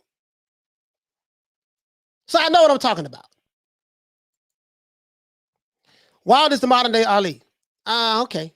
Hey, okay. Is that what you say, brother? I doubt it. To this day. I doubt it. He said Don King gave Holmes a chance to fight Tyson. So what does that have to do with today? Tyson Fury looks huge. I saw him in that press conference. The dude looked like he about 275. He's coming in big. Why is he coming in big? Tyson Fury understands that he's going to have to prepare his body for the punishment that he's expecting to receive in this fight. He's preparing his body because he's willing to go through hell in order to get to heaven. Wilder's doing the same thing. He was the bully. Shelly Finkel and JD's credit his aura around him. He was invincible, but then he got the brakes beat off of him, right? And it did something to him psychologically. So when you hear Tyson Fury say that Wilder is broken mentally, this is what he's talking about. He's broken mentally. Does that mean he's going to win the fight? No. It's the third fight. Anything can happen. I don't know who's going to win. But I say all that to say this. No one gave Ali a shot. Not even people in his own corner. Understandably so. You fight a guy, I destroy him. This is why the triangle theory doesn't work. Because you say, well, George Foreman knocked out Joe Frazier, beat the brace off of him. Quick, first, second round. George Foreman destroyed Ken Norton, first, second round. Ali lost to Frazier. Ali lost to Ken Norton. So you know what's going to happen if Ali fight George Foreman. George Foreman going to destroy it's going to destroy Ali. The triangle theory don't work. If we went by that narrative, then goddamn, Foreman would have destroyed Ali. So when you have a bully that has been psychologically raped, I'm going to say that again. If you have a bully that has been psychologically raped and stripped down, if you're new to the channel, please subscribe and hit the like button. If you're new to the channel, please subscribe and hit the like button. Shout out to everybody who's watching this show on Twitter. Shout out to everybody who's watching this show on Facebook. When you have a fighter that's been psychologically destroyed, stripped down, it's the job of the trainer to try to get your invincibility aura back. You got to talk to yourself. He cheated. He did this. He can't beat me fair and square. You got to tell him, man, you 10 times better than more skilled than Muhammad Ali inside of the ring. And you fought 10 times more battles than Ali outside of the ring. So you have to try to build the bully psychologically back up. You got to try to build his psychology back up. So this is what you have to do. And you got to believe in yourself. Sometimes when the game plan is not working, you got to say, man, tell your corner to shut up. This ain't working. I'm finna do what I know how to do best. Anthony Joshua. When you were getting beat by Usyk, whatever game plan that you had, obviously it was not working. At this point in time, you were supposed to tell your trainer, man, you know what, man, damn that what y'all talking about. It's 1,000 of you niggas in this corner right now. Forget all of y'all, man. Right now, man, I'm losing this fight. I'm finna do what I know how to do best. Kind of like the same thing that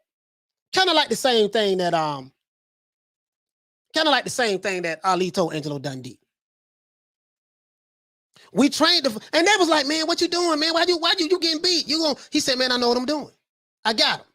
And the late great Cus D'Amato, shout out to Cus D'Amato. R.I.P. to Cus D'Amato and Muhammad Ali. He said that make sure that when you hit him, you got to hurt him with your very first punch. Tyson Fury is a student of the sport of boxing. Am I a fan of Tyson Fury? No, I'm not. Am I a fan of his boxing skills? Yes, the hell I am. Am I a fan of Wilder's fighting skills? Yes. He's a good fighter. Terrible boxer, good fighter. There's a difference between fighting and boxing. But that's neither here nor there.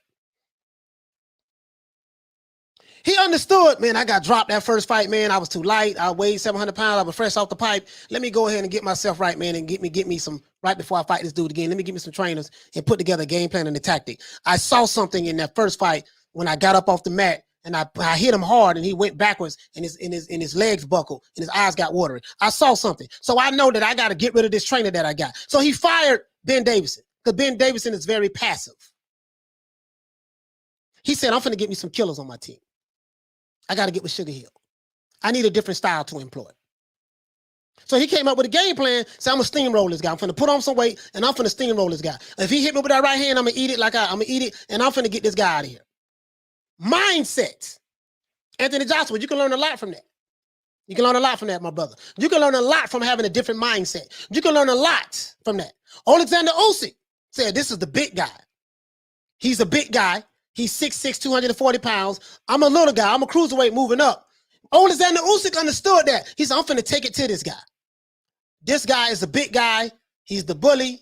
Even though Joshua don't have no bullying like aura around himself, he's a really nice, friendly kid. But young man, but Usyk understood, listen, dog, I'm a small guy. I'm fighting in another man's country. I'm finna hit this guy and let this guy know this is what it's gonna be all night long. Usyk understood that. Usyk is a student of the sport of boxing.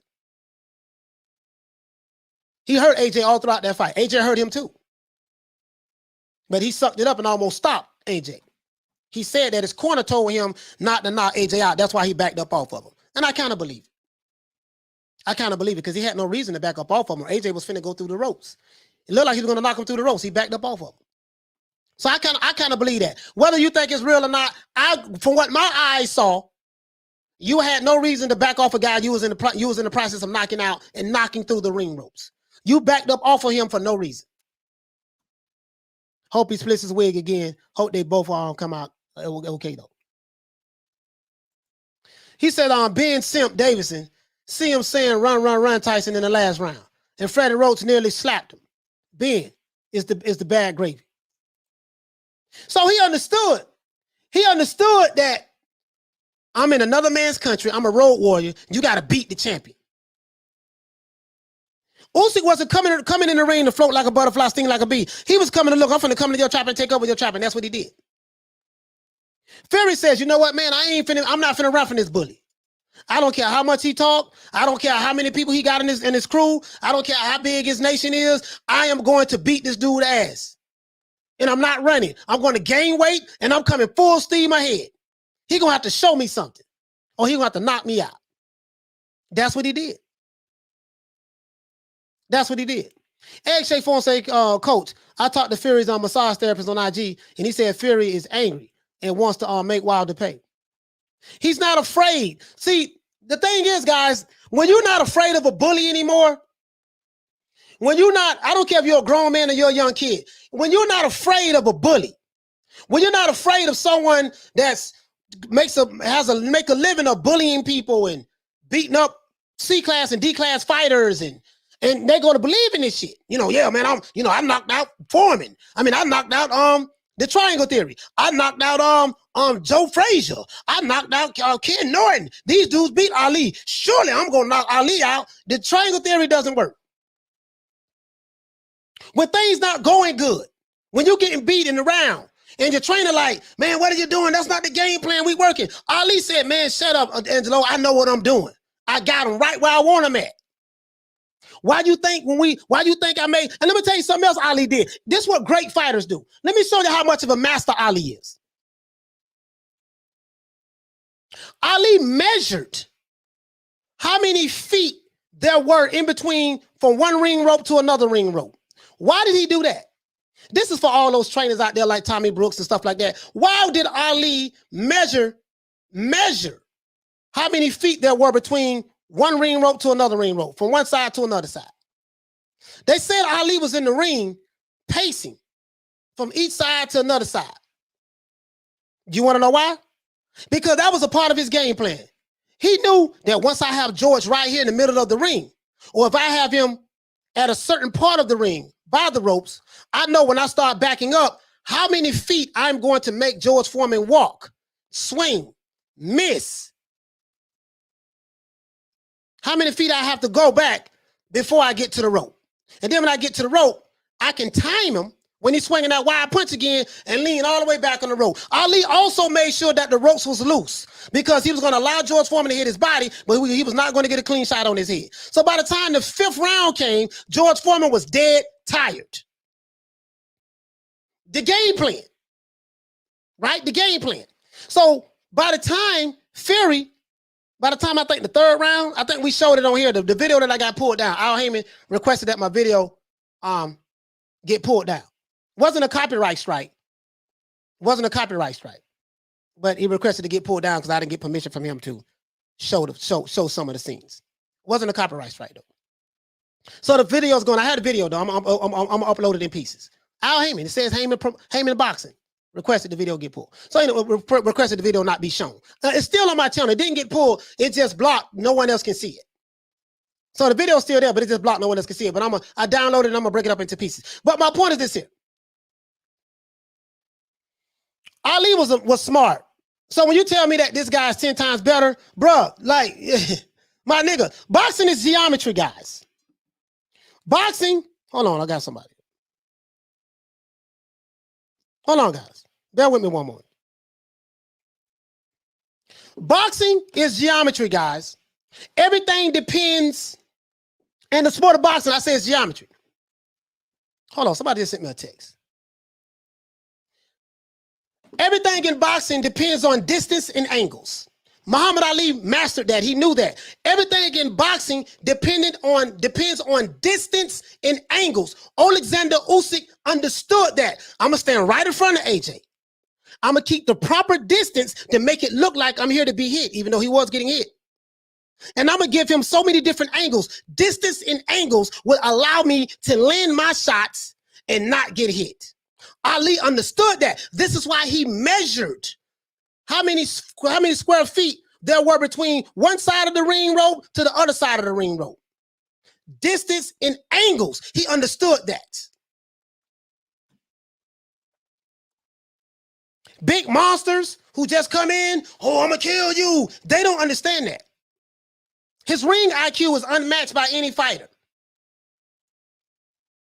This is facts. Always boils down to inside control. When you control the inside range, you control all ranges. This is facts. I'm gonna tell you somebody else who understands this. Tyson Fury. Tyson Fury understand this as well. Whether you like him or not, and I'm not a big fan of Tyson Fury, he's smart as hell. He talk a lot of rubbish, as my folks in the UK would say. That's a nice way. He talk a lot of rubbish, but guess what? His boxing IQ he's smart as hell. He understands this.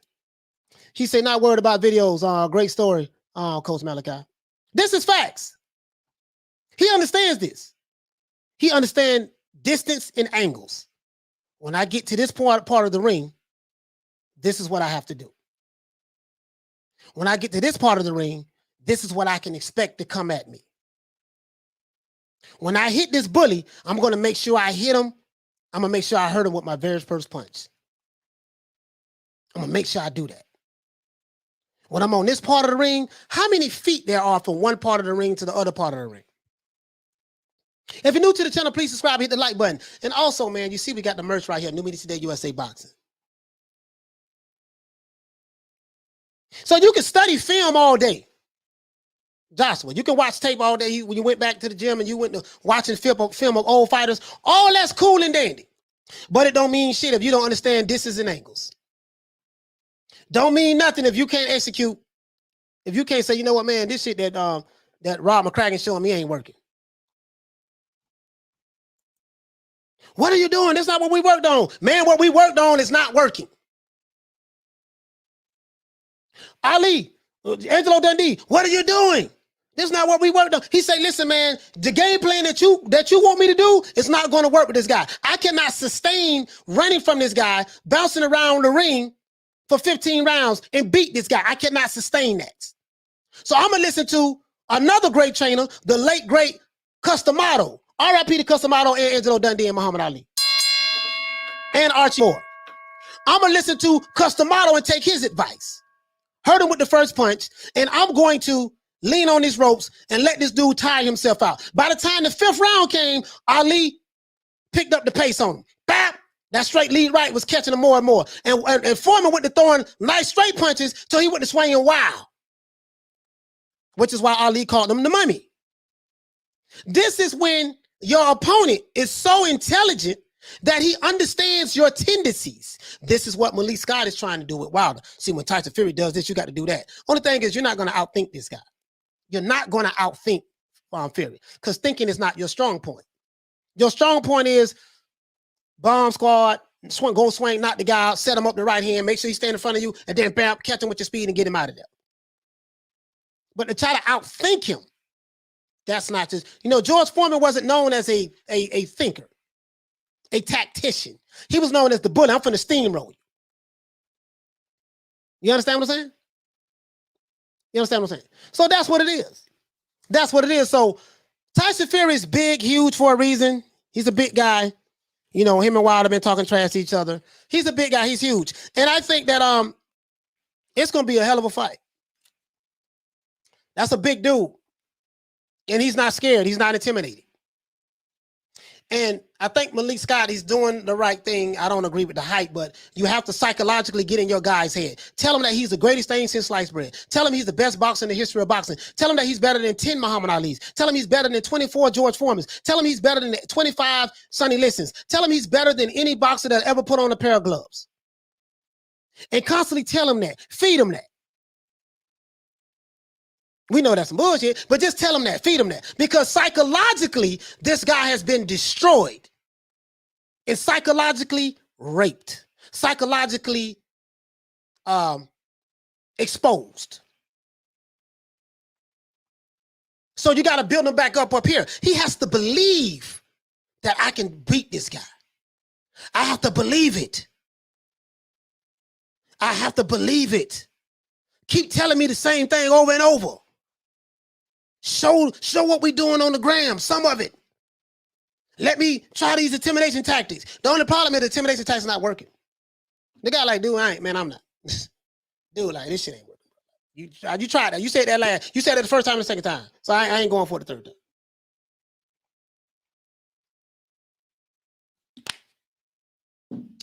So that's it, guys. I mean, that's what I had to tell you. It is what it is. Like, he said Wilder can barely get through a pre-written speech written by himself with all the stuttering and whatnot. Well, he's not the most articulate guy in the world. He's not the most articulate guy in the world. Ali, George, you in the wrong place to get tired. You mine, sucker. Yeah, you in the wrong place to get tired. Just imagine, dog, you the trainer. Your fighter is getting beat up in sparring. Malik Scott is saying, yeah, man, we heard Fury getting beat up in sparring. We heard he was getting knocked out. That's why he postponed the fight. Okay, well, we heard that Ali was getting beat up in sparring. We heard he got dropped. What the hell does that mean? Shout out to Joe. Hey, okay. He said, great show as usual, Coach. Bringing the heat. Yeah, shout out to Joe. Man, listen. Sparring is one thing. We don't know what the game plans is, what the tactics are. Man, you cooking today, Coach. I appreciate that, fam. Hey, okay. Don't forget to cop the merch, man. New Media Today, USA Boxing.store. You see it going across the screen. Or you can click the link in the description below. He getting dropped. Well, we know what's gonna happen. Boy, he was getting dropped in sparring. We know what's going. That's what we heard. We know what was gonna happen. Ali was getting dropped in sparring too. Guess what didn't happen? He didn't lose. Brother right here says, Wilder would silence all you haters. Shh.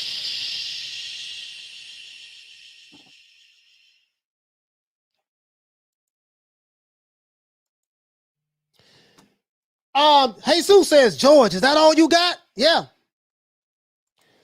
He says, I love Foreman though. Ali's death hurt him bad. Yeah, it did. It did. It did. It did. He says, imagine if Ali was alive doing Twitter and Instagram. Oh, I just sent you a sarcastic tweet. Oh, I'm tweeting. Oh, I told you. I float like a butterfly, sting like a bee on Twitter. You can't hit me. You know, I hit you with the left hook on Twitter. I'm telling you, George, I got you. You don't got tired. Your fingers getting tired. I see your fingers getting tired. Ali told Cooper that he hit him so hard, his ancestors felt it. He said, my eyes still hear you. My eyes still see you. Okay. He said he won't silence fear. And that's what counts. Okay. Jesus said Big George was from Toneball in Houston. Yeah. Roy Foreman played a big part, his bro. Yeah. Archie Moore trained him. Archie Moore was in the corner. He said, even if Wilder wins, people are still going to hate regardless. Yeah, and even if other fighters win, Wilder supporters still going to hate regardless. That's what it is. Hate on hate. Hate on hate. Mr. Carzadone said, you had me fully entertained while I've been at work. Yes, sir. Yes, I appreciate that. Hate on hate. I get hated on all the time. I get hated by Wilder fans. They call me coon, Uncle Tom, sellout. So I embrace the hate, though. I love it. I love to hate myself. He said, Coach, I'm having second thoughts about the AJ Usyk. First, they want a rematch. First, they want a rematch clause. A few days after they already have a rematch date. Hope this isn't scripted by Eddie. Yeah, I don't know. I don't know what's going on. He said, yo, call Alexander Usyk right now and ask him Usyk. Halim says, just like a game A, chess player. Just like a game, a chess plant your next move. Yeah, I don't understand what you're saying, Halim. I get you have a bunch of typos. I said, I guess like a game of chess, you have to plan your next move. Ali, he was well in advance. And it's all about who can make the adjustments too. Exactly. Fury the bully now. Wilder the underdog. Yeah. Yeah. Debo got knocked out. So he say Big George, young life make Mike Tyson look lame. George Foreman was the real streets. Tyson got taken to cuss at age 12. Well, I can't say Tyson went from the streets though. Tyson was getting in all kind of trouble, had a long criminal record as well. I won't say that, you know what I mean? But I get what you're saying. He said Ali wanted to break Patterson's record of the youngest heavyweight, but Liston refused to sign. Ali was a pup, but a lion at 20 and 21. Okay. But Fury looked kind of big. Do you guys think that he's going to be able to fight with that weight?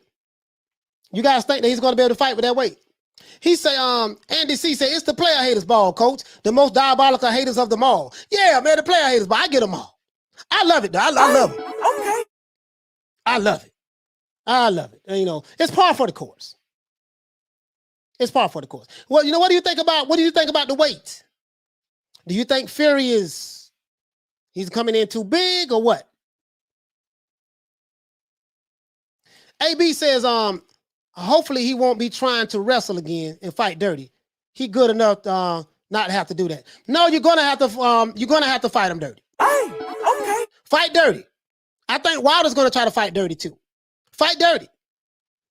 Do whatever you can do whatever you can. Make the referee do his job. Make the referee do his job. That's what I say. Make him do his job. You feel me? Make the ref do his goddamn job. If he let you get away with it, keep doing it. It's a fight. This ain't a boxing match. This is a fight. You hate me, I hate you. You say you're gonna knock me out. I say I'm gonna knock you out. Guess what? It is what it is. Julio says, you're right, coach. My uncle told me one time that Ali had the greatest right. He was quick. He can fight at that weight because he has no respect for Wilder and would beat him even built like a blob. Well, he came in at 275 last time, right? I think he said he looks out of shape. Fury always look out of shape. Hell, he looked out of shape when he fought Wilder in the second fight. He looked out of shape when he fought Wilder in the first fight. He looked out of shape when he fought Odo Wallin. He always look out of shape. Fury is bad body. He's built like a Tootsie Roll. Buttermilk biscuit. He said, I'm sure he will, coach. Fury too clever. And he's a master of playing psychological war games. But guess what? He has a very high boxing IQ. He said, then was gems being dropped. Appreciate the vision on past and present. Yes, sir, Big Ron. Absolutely. Andy C says, I love how simple boxing is. Yeah, just hit the guy first and hit him hard. The end. This is what Casabato told him. Tyson needs to go Sean Porter on Fury. Stay calm. Don't waste energy. Tyson needs to go Sean Porter on Fury. No, that ain't gonna work. He said he came in heavy in the second fight. He'll be all right. Yeah. He can fight. He can fight on that. He can fight on that. BK Boxer says Tay Jones is looking over all the evidence and autopsy papers. He said, best of friends, went through freezing out AJ, now worst enemies. There's nothing like two guys who hate each other signing a contract to fight each other. BK says Fury needs to drop a DDT on Wilder. Go maul him. He say 14 months for Wilder too. Improved strength, KO. No, it's been 20 months. It's been 20 months. They fought February last year. It's been 20 months. Joe say, nope, the weight ain't going to bother Fury. He going to come in at 275. 275 pounds, that's a big boy. And we see he got a good footwork because we saw what he had last year.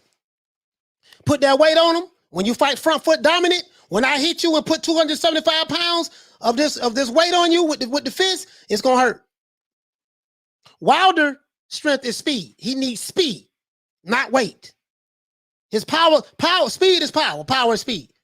When I hit you fast enough, bam, speed. Right? So that's what it's going to be. You see what I'm saying? So, you got the bully mentality, right? The bully has been bullied. He's been humbled. He's been submissive. The bully has been bullied.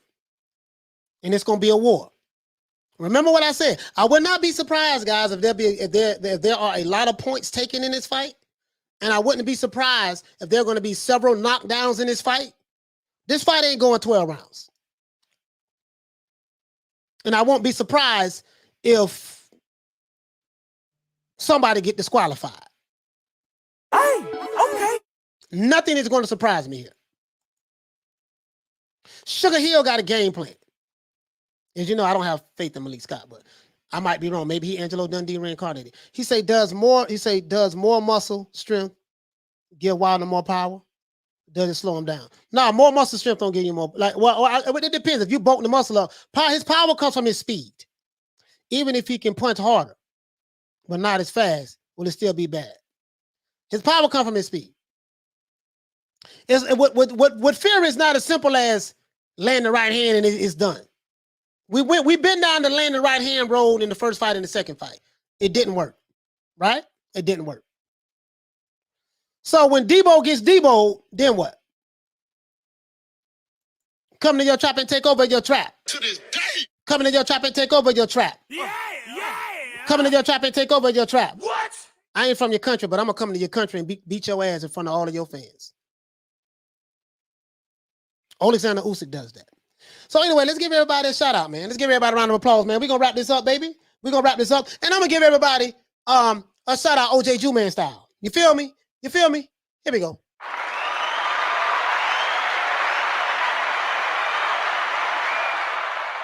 Shout out to everybody who's watching this show on Facebook. Shout out to everybody who's watching this on Twitter. Salute everybody. If you're new to the channel, please subscribe, hit the like button. And it is what it is. I hope I cleared up a lot of things as relate to this, you know, all these belts, saints who undisputed, who not undisputed. This section of the body saying one thing, another section of the body saying something contrary to that one. You know, the crookedness between these sanctioning bodies, and depending on who's pushing what narrative, you want to believe Mauricio Suleiman because it fits your narrative, or you know, I hope I expose all of that. These sanctioning bodies are crooks and they take bribes, and they are the cute confusion. They create belts out of thin air just to get sanctioning fees from these fighters. And I hope you learn something from the Muhammad Ali analogy. Story. This is facts. This wasn't even an analogy. This is facts. It's all documented right here. Words out of Muhammad Ali's mouth, what the plan was. Customato mouth. Boudini Brown. George Foreman. Archie Moore. Primary sources of information. Not secondhand, primary sources of information. Shout out to Jeff Luciano. Okay. Shout out to Javon Soto. Okay. Shout out to Uncle Phil. Okay. Shout out to my main man, Big Ron Finkley. Okay. Shout out to Eddie. What's going on, fam? Okay. Shout out to Bon Scott. Okay. Shout out to Andy C. Estrangingness in the building. Okay. Shout out to Joe G. Okay. Shout out to Jesus. Okay. Shout out to Deadly. This guy right here, he don't like me, but that's okay. Okay. Shout out to Mark Calderon. Okay. Shout out to all my haters who's watching this. Shout out to the ones, you know, the ones on Team Glam Squad, Bond Squad who's watching this, who hate my guts. You know, shout out to you. Mwah. Shh. It's okay. Shout out to Mr. Calderon, 93. Shout out to I Am Dave. Shout out to Leo Sam and Javon Soto. Shout out to AB in the building. Shout out to PNE. What's going on? Shout out to all of my haters and detractors. I love you guys. Shout out to Steven Rivas. Shout out to 310. Shout out to Black Adam. What's going on? Shout out to the Queen Lisa Bells. Shout out to the Queen Carmen Serene who was here, and shout out to Dundam Season Lady Shan who was in the building earlier. Shout out to my co-host Shelton Moore. Shout out to Strangingness and Javon Soto. Shout out to Jesus. What's going on, baby? Andy C. Shout out to Uncle Phil once again. Shout out to Thomas Jones. Thomas, what's going on, my brother? Shout out to Bon Scott and Joe G. Shout out to my brother Charlo. What's happening, fam? Shout out to the UK. Shout out to Halim in the building. Shout out to Julio Guzman. What's going on, my brother? Shout out to Paul Evans and shout out to Ava. Shout out to BK Boxing. Shout out to Joe G once again. Shout out to Charles Stevens. You know how I do it, guys. I like to get everybody's name before we go. Shout out to Jerome Benjamin. Jerome in the house. Shout out to Dragon Leg. What up? Bruce Leroy. Shout out to the Queen Arlette, who was here as well. I think she was here. Shout out to Dr. Mofongo. What's going on, bro? Shout out to Pugilism. What's happening? Shout out to who else we got? Shout out to, I think that's everybody. Eddie Val, what's going on, fam? Shout out to Scott Shee, what's going on, bro? Shout out to Arthur Hawkins. Shout out to P. Thomas, what's going on, man? Shout out to Eddie Setera, what's going on, bro? Shout out to Bon Scott once again. Shout out to Presidential Luke, what's happening? Shout out to War a Week Radio. Shout out to the Queen Nick Rich. Sorry about that, Queen. Shout out to Junior Delgado. What's going on, fam? Shout out to Graham Taylor. Shout out to Corey Bradley. Shout out to Uwapo. What's going on, bro? Shout out to Steven Rivas. Shout out to Just Blaze. Shout out to Johnny Blaze. Shout out to, I think that's it. I think we got everybody, man. Shout out to who not? What's going on? Shout out to my brother Teach. Shout out to Corey Bradley. And it is what it is. Once again, it's the boy Coach Malachi Williams. I think the day is Thursday. Tomorrow's Friday. We're gonna have a good show tomorrow. I got a really good show tomorrow for you guys. I'm gonna be on my best behavior tomorrow. I promise you guys, okay? I'll be on my best behavior. Whatever I had in my system, I got it out of my system yesterday. I'll be on my best behavior. Right? I promise you that. Other than that, this is Coach Malachi Williams. Don't forget to click the link in the description below. New Media Today USA Boxing. If you want to get the bomber jackets, if you want to get the hoodies, go to New Media Today USA Boxing.store. You see it right here on the description below. Okay? Once again, New Media Today USA Boxing. I'll see you guys tomorrow, 3 o'clock Eastern Standard Time. Don't meet me there, beat me there. Peace. Man, I'm out of here, bro. Let's go.